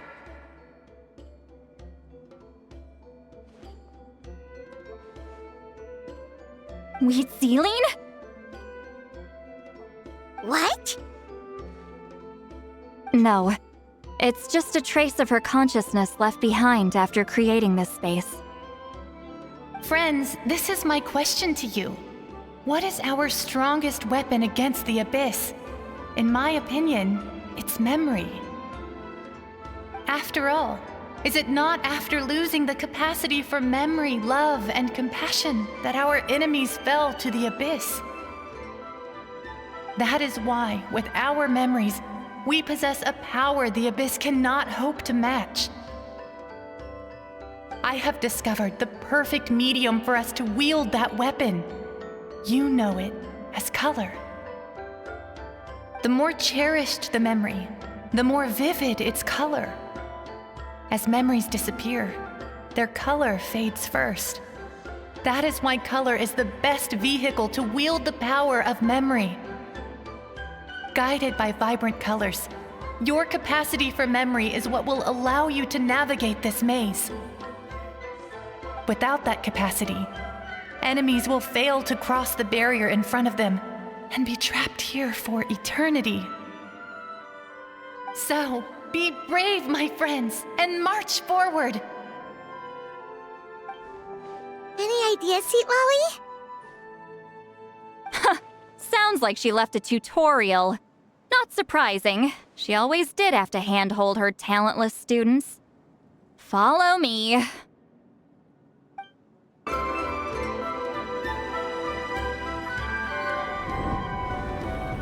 There are monsters here too? Abyss creatures. Likely trapped here for some time. Looks like a few monsters made it out of the battle all those years ago.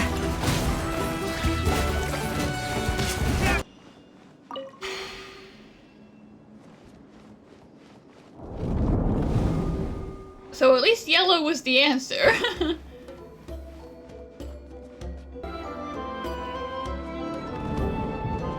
Ah! Cheeky. What's with these color-changing blocks? You and Citlali fell through all of a sudden. You scared Paimon half to death! Must be one of the mechanics of the maze. I'm guessing the purpose is to help allies navigate this place. Help? How about hinder?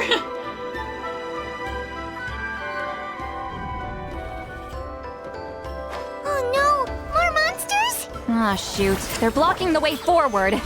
Let's get rid of them.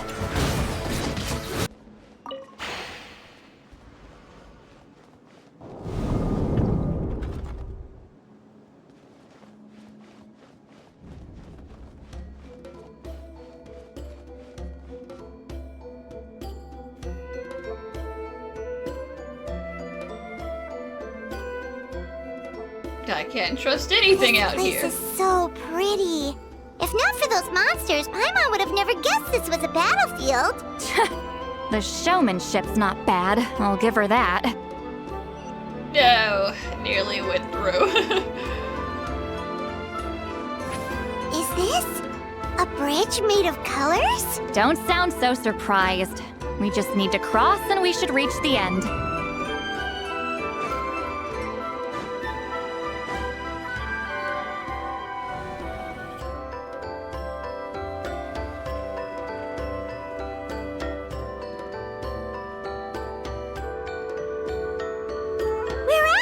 Looks like we made it through the maze! You know, by sheer force of luck. hold on. This is... Whoa, so pretty! The thing inside the sphere looks exactly like the maze! It's like a miniature blueprint made from a special dye. That color. Uh-oh. The dye was modified using a secret technique to harness the power of memories and create mazes like the one we just witnessed. I got my eye on you, Montluçon, okay?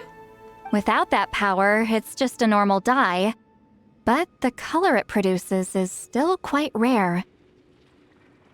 I would say this is the most direct evidence that the Battle of Seven Colors actually took place. The expert has spoken!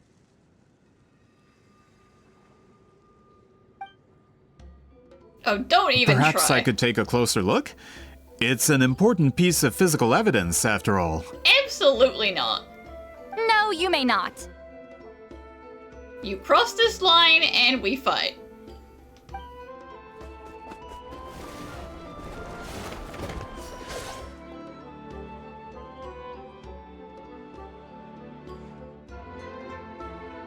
What are you doing? Yeah, don't test me, sir. Huh, you noticed my signal. Not bad, Traveler. We make a good team. Huh. So, you've been watching me. Well, yeah, like I said, who really needs Fatui bodyguards? No one. A self-proclaimed book merchant who's never heard of Shogun Almighty reborn as Raiden with unlimited power? Please, that work was a commercial success across Teyvat. I knew you were fishy, but I didn't expect you to pull something like this. Monsieur Montluçon, we just need a few pictures for our research, not the artifact itself. What if it gets damaged or destroyed? This poor, pure-hearted researcher who thought he was doing a good thing. Shut it. I couldn't care less about preserving this piece of trash. I would destroy it right now if I could. But then there would be no evidence to prove the battle took place! Exactly. What if that was my goal all along? What? Huh. Pretending to be a book merchant, pretending to promote the history of Natlan and its heroes, was the only way to get information out of the people in this tribe. But make no mistake, I'm no lowly merchant. I am the future owner of the largest printing company in all of Teyvat. Yeah, okay. But the dye in that sphere ruined all my plans before they could even get off the ground. We've received a report that your advertisement in the paper makes false claims. Fontaine Law demands it be taken down immediately. False claims? The dye I advertised is an unprecedented innovation. It produces colors of unmatched radiance. Unfortunately, its qualities are neither unprecedented nor unmatched. According to the lady who made the report, she saw a woven scroll in Natlan made with a similar dye. Even more miraculous, that substance dates back hundreds of years. How? Creating this dye is the culmination of my entire life's work. You're telling me I'm hundreds of years too late? This is why you can't create in isolation.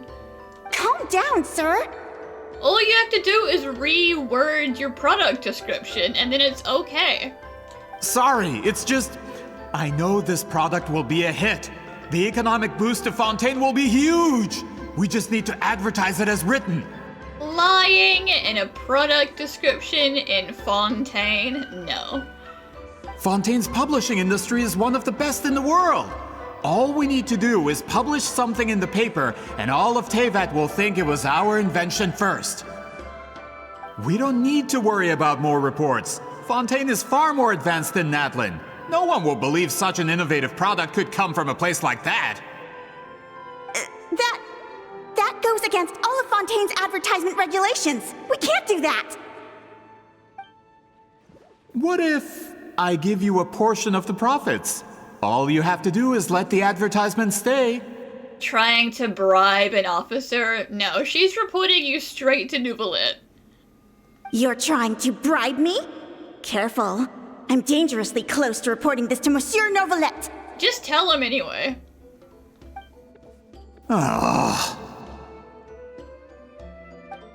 I knew if I was just allowed to market my product, it would be a hit. A bestseller even. I would be a giant in the printing industry. But now, no one will see it as anything more than a poor imitation marketed centuries too late. No matter how good the product actually is, not a single one will sell. I will never accept that someone from this backwoods, ignorant nation could come up with that dye. Not 200 years before me! Even when the truth is right in front of you? Ha! Truth is in the eye of the beholder. I'm already in the printing industry. I can go into publishing, no problem. All I have to do is destroy this sphere, write a detailed report about my findings, and publish it around the world. Then, the so-called truth becomes your word against mine. Once my report is accepted as fact, no one can accuse me of making false claims. Bro's really dis-mad about his ink. That's awful! What happened to restoring the truth of history? That plan hasn't changed. I will continue to spread my truth for all of Teyvat to see. Yeah, but you're up against two of the most influential people in Natlan. Ah, you mean a hero of Natlan who's not actually from Natlan? And a great shaman who, according to rumor, abandoned her tribe long ago? From a practical perspective, there's no reason for either of you to stand against me. Shows what you know. Oh, since you like rumors so much, have you heard the one about what happens to people who get on my bad side? Ah, the wrath of Granny Citlali. Like I said, our interests aren't at odds. I knew from the beginning that you would accept my invitation, considering Hwitzalin was your rival. You've lived longer than her, you're far stronger than her, and yet, she has always been more revered than you. Now, that can change. With the backing of the printing industry, I can take any book and send it to all four corners of Teyvat. This part of Natlan's history will be mine to tell. And in my version, I can erase the Battle of 7 Colors. You can be the one to have all the glory. That's not real history. That's a no, then? Your history means nothing to me. But it's not allowed to stand in the way of my Mora. Done running your mouth? Good. Before handing you over to the tribe, I think I'll have my way with you first. Yeah, first of all, you fear the wrath of Granny Citlali. Then, we give you to the chief, and then I convince the chief to ship you back to Fontaine with a specially written letter to Neuvillette from me. If this comes to a fight, per my contract, you're gonna have to go through me. Oh, that poor guy. Yeah, run. Run, buddy. Run all the way back to Fontaine. That's right. I didn't pay all that Mora for nothing. Wait, aren't you subordinates of the captain? Why are you helping someone who wants to erase Natlan's history? The captain. You actually bought that? United in the pursuit of Mora, we travel the land to collect debts. Our loyalty is to Regrader, his interests, and his wealth. Well, yeah, if you want money, Pantalone be in charge of the bank, so the more money you get for Pantalone, the more money he can give you. If he feels like it, you know. It's his money first and foremost. That's interesting, though. Regrader? The captain means nothing to them. They serve a different harbinger altogether. Regrader! This man has the potential to become a giant in the printing industry and disrupt Fontaine's economic system. This aligns with Regrader's interests. It's all been a lie from the very beginning! It's just one more guy to beat up. I don't care who you serve. When it comes to punishment, I don't discriminate.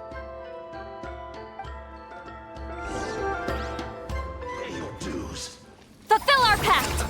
Citlali needs Papa! Get him! Gather!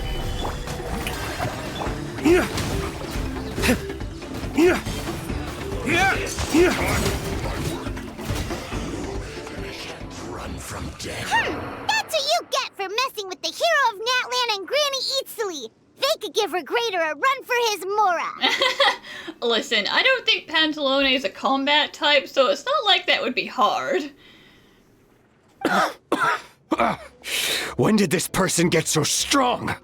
Looks like the men following the captain failed to update us on the latest intelligence. Yeah, because the captain's guys have, like, respect and honor, and they probably don't like you very much. Not good. This is becoming more trouble than it's worth. You're on your own! I quit. Hey! What about our contract? Your boss signed it himself! Our boss never signs a contract without loopholes. Even a veteran businessman like yourself fell into his trap. That's what makes him the best! Never leaves himself without a way out. Go home and read the fine print. All I did was trigger the exculpatory clause. Whatever that word means. You! The other stipulations have been fulfilled. I set up explosives around the cave, strong enough to destroy this place, as instructed. Oh, and for security purposes, all explosives have been rigged to blow at a specific time. Shouldn't be too long now. It sure would be unfortunate if you were still in the cave when they went off, haha.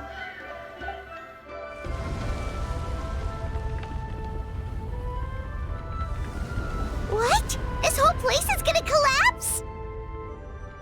You were supposed to wait until I made it out! Are you trying to kill me? That depends on how fast you can run. I'm off. Oh! That's right. No one runs from Granny Citlali.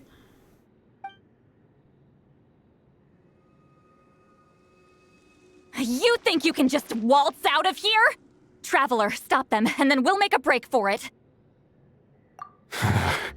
If I'm caught, I implicate my boss. Time for the backup plan. Oh, these guys are ride or die, huh? Oh. Wait, don't! Yeah, he's gonna do some wild stuff.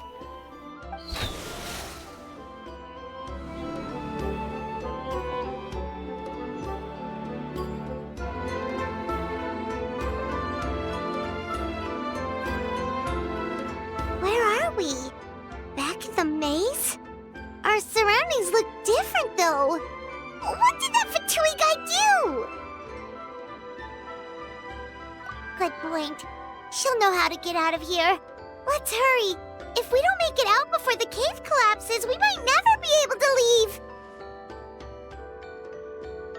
Let's see. Citlali!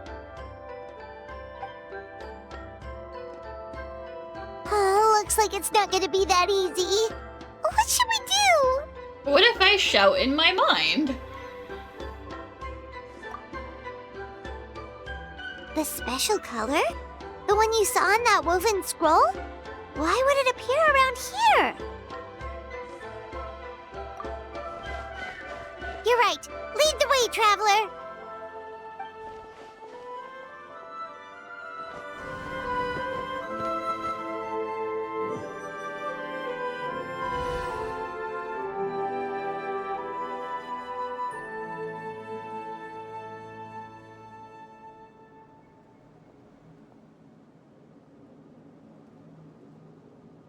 He triggered it just like that? If the technique isn't activated correctly... Instead of a realm of memory, the subjects in question will be trapped in a temporary space like this. If you cannot escape in time, it's mutually assured destruction. But I can't fault someone for using it as a last resort. I knew it! Someone of your skill wouldn't leave behind memory fragments just to parrot instructions. You must have the capacity for conscious thought. I appreciate the compliment. It's been a long time, my friend. This is no time for a reunion! The cave outside is about to collapse. I know time flows differently in this place, but that still doesn't leave us much time. Can you help me get out? You misunderstand, Citlali. I'm nothing more than a fragment of memory. There's not much I can do. What do you mean? This space can be manipulated, right? The exit of your maze. I remember its structure. If I create an exit here, I can leave. You just need to tell me how to manipulate this space. The maze you saw earlier was constructed using the memories of many warriors of Natlan. When people leave deep impressions on each other, their memories form connections. These connections are particularly strong between comrades in arms. That is how I created my maze. The connections between the memories were my needle and thread, and the special color was my fabric. But if that color is crudely combined with an isolated memory, one without connections, you get a place like this. This space is a combination of my color and your memories. There is no way to alter or construct anything within it, because there are no connections at your disposal. Yeah, this is the downside of, refusing to talk to anyone. Over 200 years, and not a single lasting connection. This is my punishment, huh? Well, at the very least, you have a connection to me. Otherwise, I wouldn't be able to appear in this space. That's only because you never gave me a moment's peace. Still, it's a shame you're not around. You said it yourself. A memory fragment can't be used to create the connections I need. Citlali. But now that I have the chance to talk to you again, I need you to give me an answer. Your special technique. You didn't pass it on to your students. You passed it on to the rival you could never beat. Me. What I want to know is, why? So you figured it out. After what I saw in the maze and everything you just told me, I'm certain the technique at the center of all this is the same one you taught me all those years ago. But you never brought up the fact that you used it to win a battle. From your description, it might as well have been a simple color trick. I'm getting the feeling you always meant for me to come here. But if this is a foreshadowed event, I'm not happy with the narrative setup. Citlali, ever since you learned that technique, you've been able to see a special color, haven't you? You mean... That color is the core of the technique. But it isn't my invention. It's something I discovered in the work of our ancestors. More specifically, you could call it the color of memories. In truth, passing on the technique is a process of using that color to tint another person's memories. Yes, the technique has the power to decide victory. But in my opinion, the capacity to add color to someone's memories is where the true value lies. You are fated to live a far longer life than me, Citlali. I couldn't bear the thought of all those years existing as a blank canvas in your memory. So I wanted to leave a little color behind. Your color, you mean? One day, you too will want to leave behind your color in someone else's memory. When that day comes, you will understand my decision. I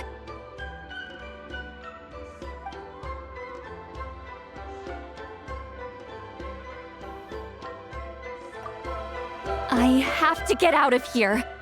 That's the only way to rescue them.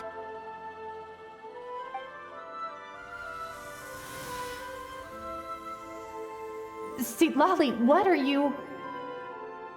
I understand the true principle of this technique now. If I can't construct an exit, then I will separate this color from my memories by force! But you could lose a portion of your memories that way. I know, but my memory is just a blank canvas I've neglected for 200 years. My friends are worth the risk. No, it's okay, Citlali, I'll find you myself. Traveler? When you entered the realm of memory I constructed, I used your memories to learn about your recent experiences. I have a feeling you're the one who will be saved this time. After 200 years, someone has appeared by your side, the kind of person I could have never anticipated. The Night Kingdom harbors Natlan's memories, and the Traveler's connection to that realm is incredibly strong, surpassing even the shamans who worship the Lord of the Night. This means that even without your tutelage, she can see the color of memories. What did you say? Although she doesn't know how to wield it, she unknowingly left behind a trace of color in your memories. That was enough to guide her to this space. You now have a connection at your disposal. Well, Citlali, it looks like part of this was foreshadowed, but the rest is a surprise. Sometimes you just have to let the power of friendship in. Traveler? Traveler!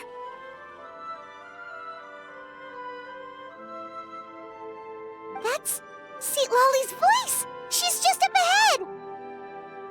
This is goodbye, my friend.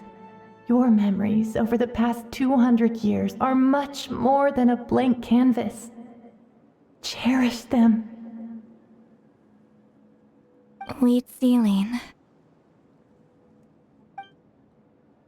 Citlali! Paimon! Traveler! Hold my hand.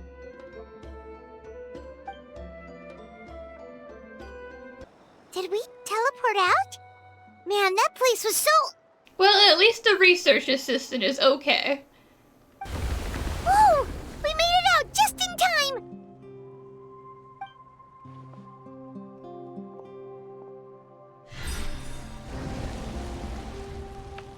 Wonder what happened to the Fatui guy and the others. He was most likely trapped inside that space, just like us. The external structures supporting that space would have collapsed with the ruin. Unless he managed to escape, he would have been crushed. He still preferred that to being caught, huh? They were standing a bit further away, right? They probably weren't pulled into the space. Maybe they already made a run for it. Hello. Hi, buddy. It's one of Maluson's employees! Quick, restrain him! Calm down, Paimon. He is an innocent bystander. Oh, I can explain. I had no idea Malu-san was such a terrible person. I couldn't stop him from running, so I stayed behind and tried to find people to help rescue you. I'm so glad you managed to get out of there. He's such a sweet guy. I will make sure that I write a glowing letter of recommendation for you back to the Institute. You don't need one, but I'll do it anyway. Either way, the guards will take you back to the tribe. You'll be their problem. I understand. Anyway, I'm not here to harp on you. I just need to know one thing. Which way did he run? He went that way, but I'm not sure if you can catch up. That way? Unless he suddenly grows a pair of wings, I think we're okay. That one's a dead end. Traveler, Paimon, come with me. I'll wait here for the tribal guards. I'm so sorry the ruin was destroyed. Hey, it's Elder Tlapo and a group of Iktomisaurus! They caught Maluson! Something felt off about him yesterday, so I set a few things in motion. Looks like it's time for that foreshadowing to pay off. My bank balance! No! No! Not my Mora! What's wrong with him? That's one of the tricks Claw uses to scare people. He makes people hallucinate the thing that scares them most. It's particularly effective on weak-minded people like him. Serves him right!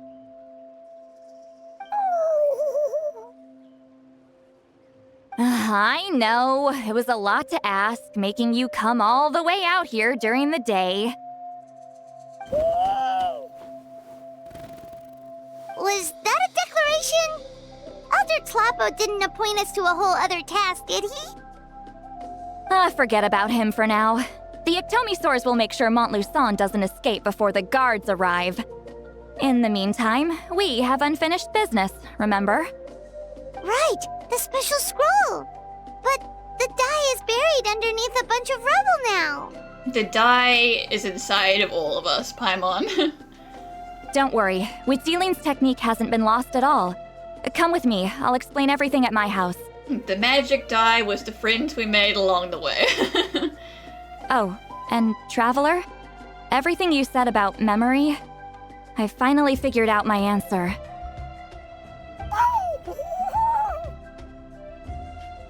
I knew you'd want to tag along. Let's go. Now, when it comes to weaving the scroll itself, you don't actually need to lift a finger. But if we're going to pass on Wheatzealing's technique, your participation is critical. What are you saying, Citlali? Follow me.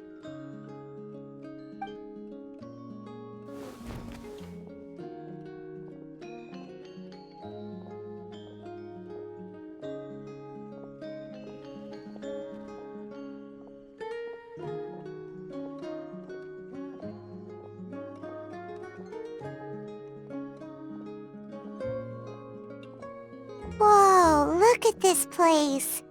Do you weave scrolls too? Oh hey, it's me and Moika.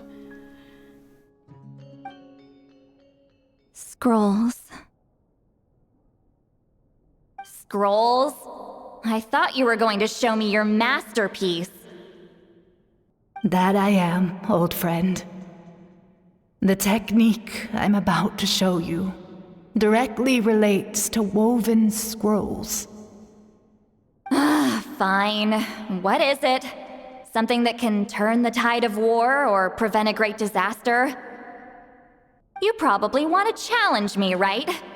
I know you don't have the strength for a real fight, so I'll let you beat me with words. Old friend, my life is nearing its end. I'm afraid I don't have time for another match. Hey. Don't worry. I trust in the belief of our tribe that death is not the end, but the beginning of a new existence in the Night Kingdom, where everything is made of memories.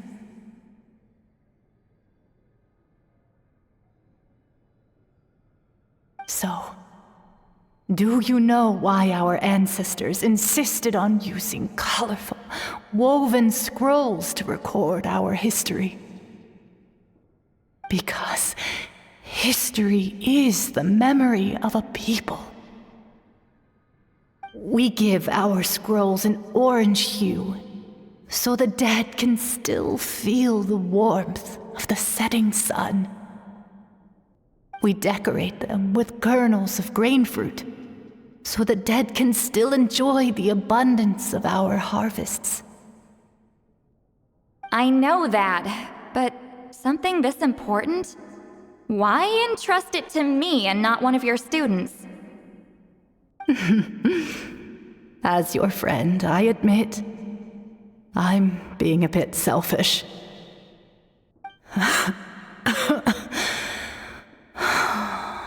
I don't have long, Citlali.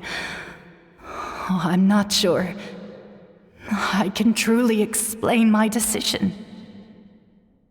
But I know you will understand one day. For now, will you accept my final request? Just this once. I understand now, Wheatsealing.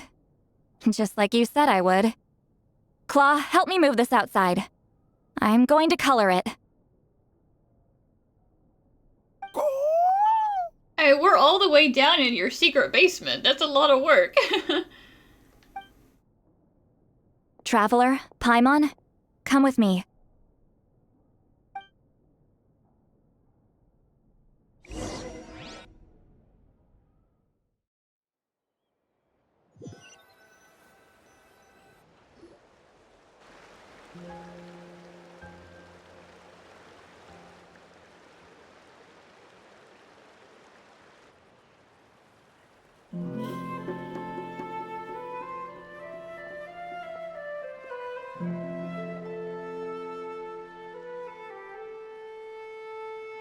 We are like birds, soaring through the horizons of time.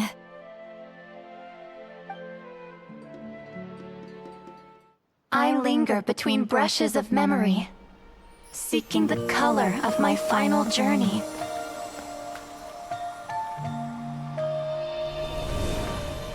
When I get there, may there be feathers to paint the sky, shades of rose.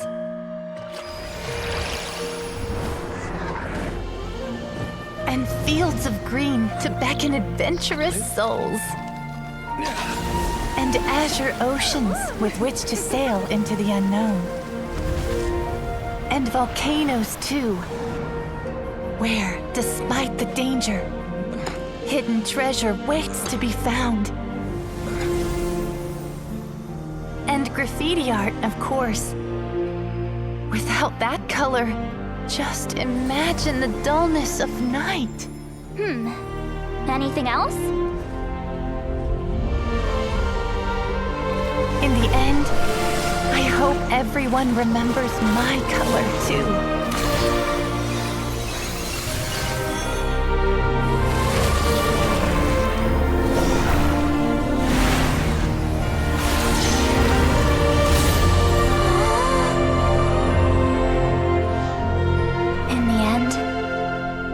I hope everyone remembers your color too. All in all, it was just a technique for coloring a scroll. The task I'm entrusting to you is much more than that. Farewell, my friend.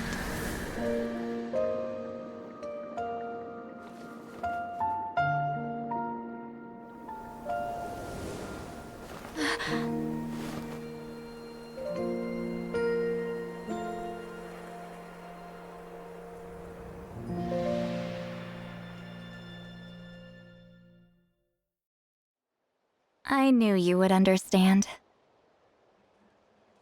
This is the special scroll. How did you know how to weave it, Citlali? Yeah, I guess that was a gift from a spirit.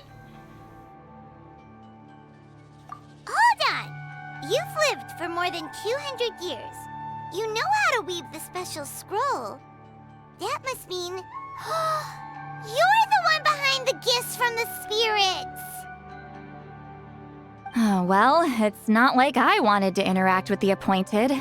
So whenever I delivered the scroll, I used illusions to confuse them. Typical. The fact that it turned into some kind of divine intervention is because no one was skilled enough to see through my tricks. You've carried the duty alone for all these years? Even if you don't like interacting with people, why not teach someone else how to do it? Traveler, you can see the special color, right? Wait, you could be my disciple then, and then it's your problem if you want to teach anyone else. The essence of that color is memory. That means completing the special scroll is a process of searching for color within your memories. Passing the technique on to someone means sharing your memories with them. You need to leave traces of your color in their memory, and they must do the same. Even though I only confirmed that today, I've had suspicions for a long time. And, well, ever since Citlali died, I haven't wanted to form that kind of connection with people. Oh, yeah. It was her final wish, so I kind of resigned myself to taking on the burden forever. After all, I have all the time in the world.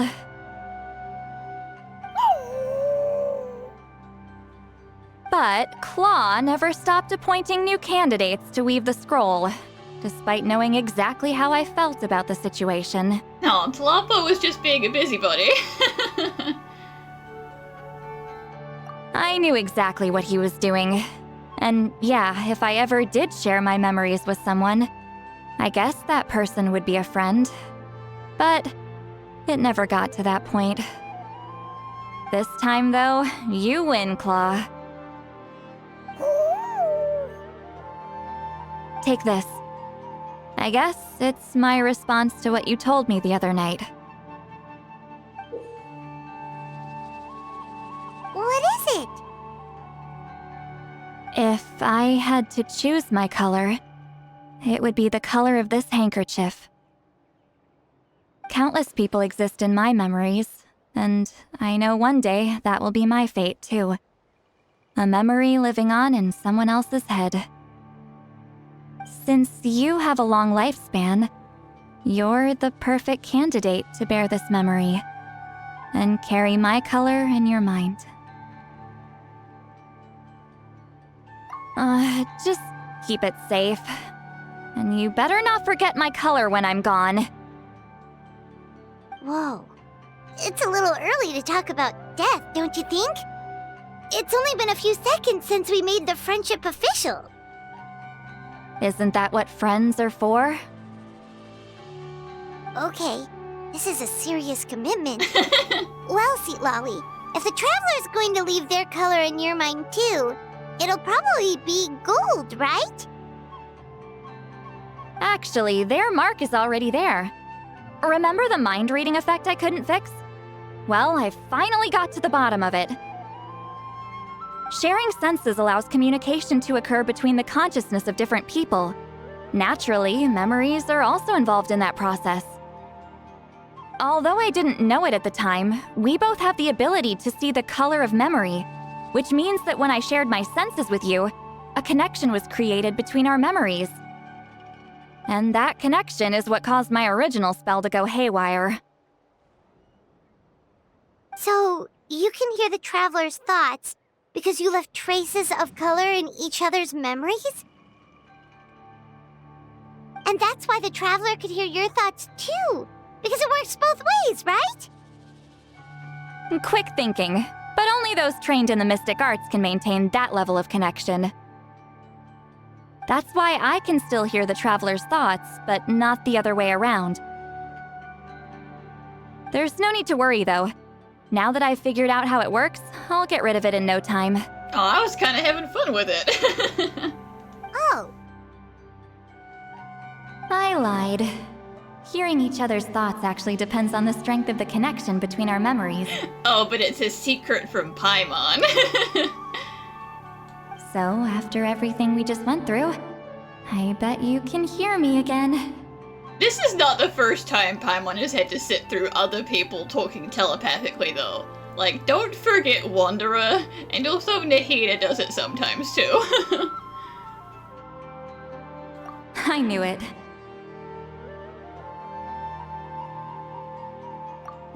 Since the connection between our memories is already there, the only way to get rid of the effect is for one of us to forget about the other. Well, I guess we're mind-reading buddies forever, then. Just messing with you. I'm a legendary shaman of my tribe. Now that I know the cause, of course I can figure out how to fix it. It'll probably take some time, though. so bear with me for now. Besides, I'm an open book. It's not like you're gonna hear anything embarrassing. Unless I've had a few drinks. Paimon just floating around like, man, I know something's happening. What's going on? A shame? I mean, if you ever miss this whole telepathy mess, I could always share my senses with you again. No promises, though. Some thoughts are better kept to yourself. Huh? Ah, you did it? Your investigation into the Battle of Seven Colors must have been fruitful indeed. I do hope you share what you learned. You're gonna feel kinda stupid if I tell you, Chief. Wow! The scroll is finished already! Elder Talapo's wisdom is never wrong. Yeah, we should explain. Take it away, Traveler!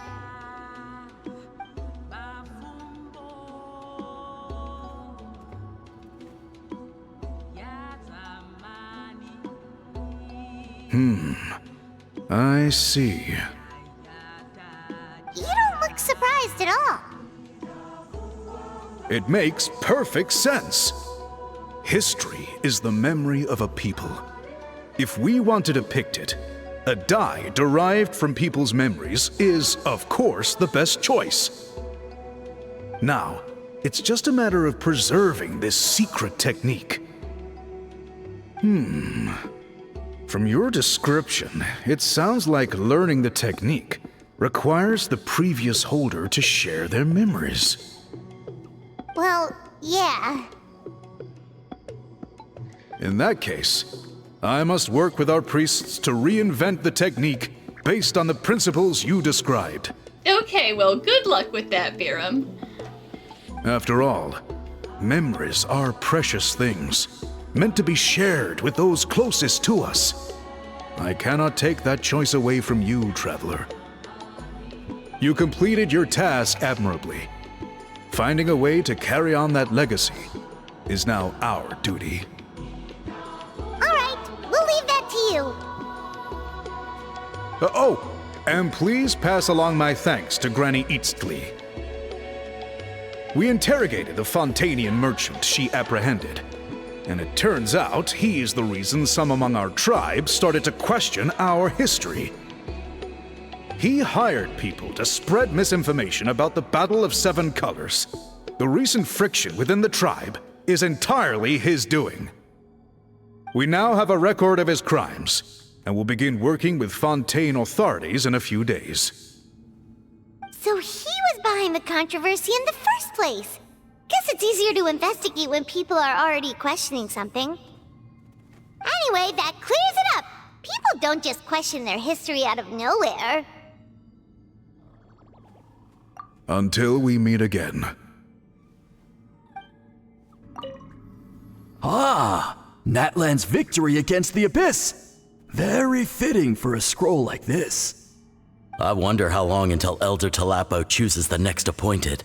Funny that. I don't think he needs to anymore.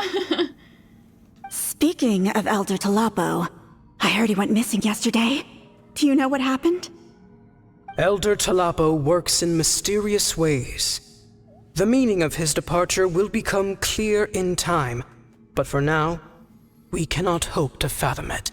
Man, an Iktomisaurus can't just take a break for a day? You told him everything, right? 95% of everything. Yep, we left out the part about your contribution, but it kinda seemed like Chief Biram saw through us. You could have just said it was a gift from the spirits. I guess he is different from the previous chiefs. But if he figures out it was me all these years, I'm in for a world of trouble. There you are! I've been looking everywhere for you. Oh, it's the other Fontanian researcher. He wasn't taken away with his boss? Please, call me Allier. After questioning, the tribe absolved me of any serious wrongdoing, so here I am. I'll be heading back to Fontaine soon. No employer means no funding, after all. But I wanted to finish my investigation first. I'd like to ask some questions about Citlali. I want people outside of Natlan to hear her story, but my understanding still has some holes. Questions? Huh! Why should I let an Outlander tell our stories? Don't misunderstand. I have no intention of twisting your history or using it to make a profit. It's just honest curiosity, I assure you. I believe amazing stories deserve to be shared with the world.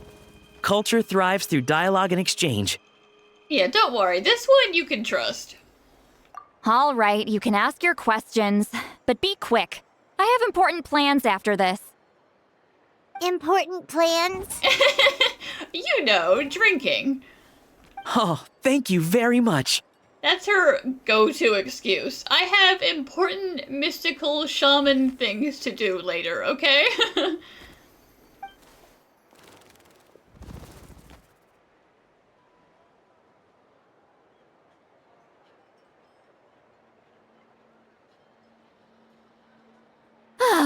Another day, another drained social battery. Hold on. You owe me a pair of books. Listen, I haven't had time to write to Miko yet, but I'll get them to you. Oh, that! When it comes to light novels, your memory is like a steel trap, huh? You're telling me. Yeah, it's not gonna be easy. You might need to go to Yae Publishing House in person. That's actually super easy. But I don't need them right away. Just don't forget, okay? Of course! We'll get them sent to you as soon as we can! Sent to me? Nuh-uh. I don't want a stranger knocking on my door when I'm hungover. Here, just take this. What I'm saying is I want you to visit when you bring me the books. A house key to Citlali's house? Damn, okay. And this is? The key to my house. Don't bother knocking next time. You'll disturb my sleep.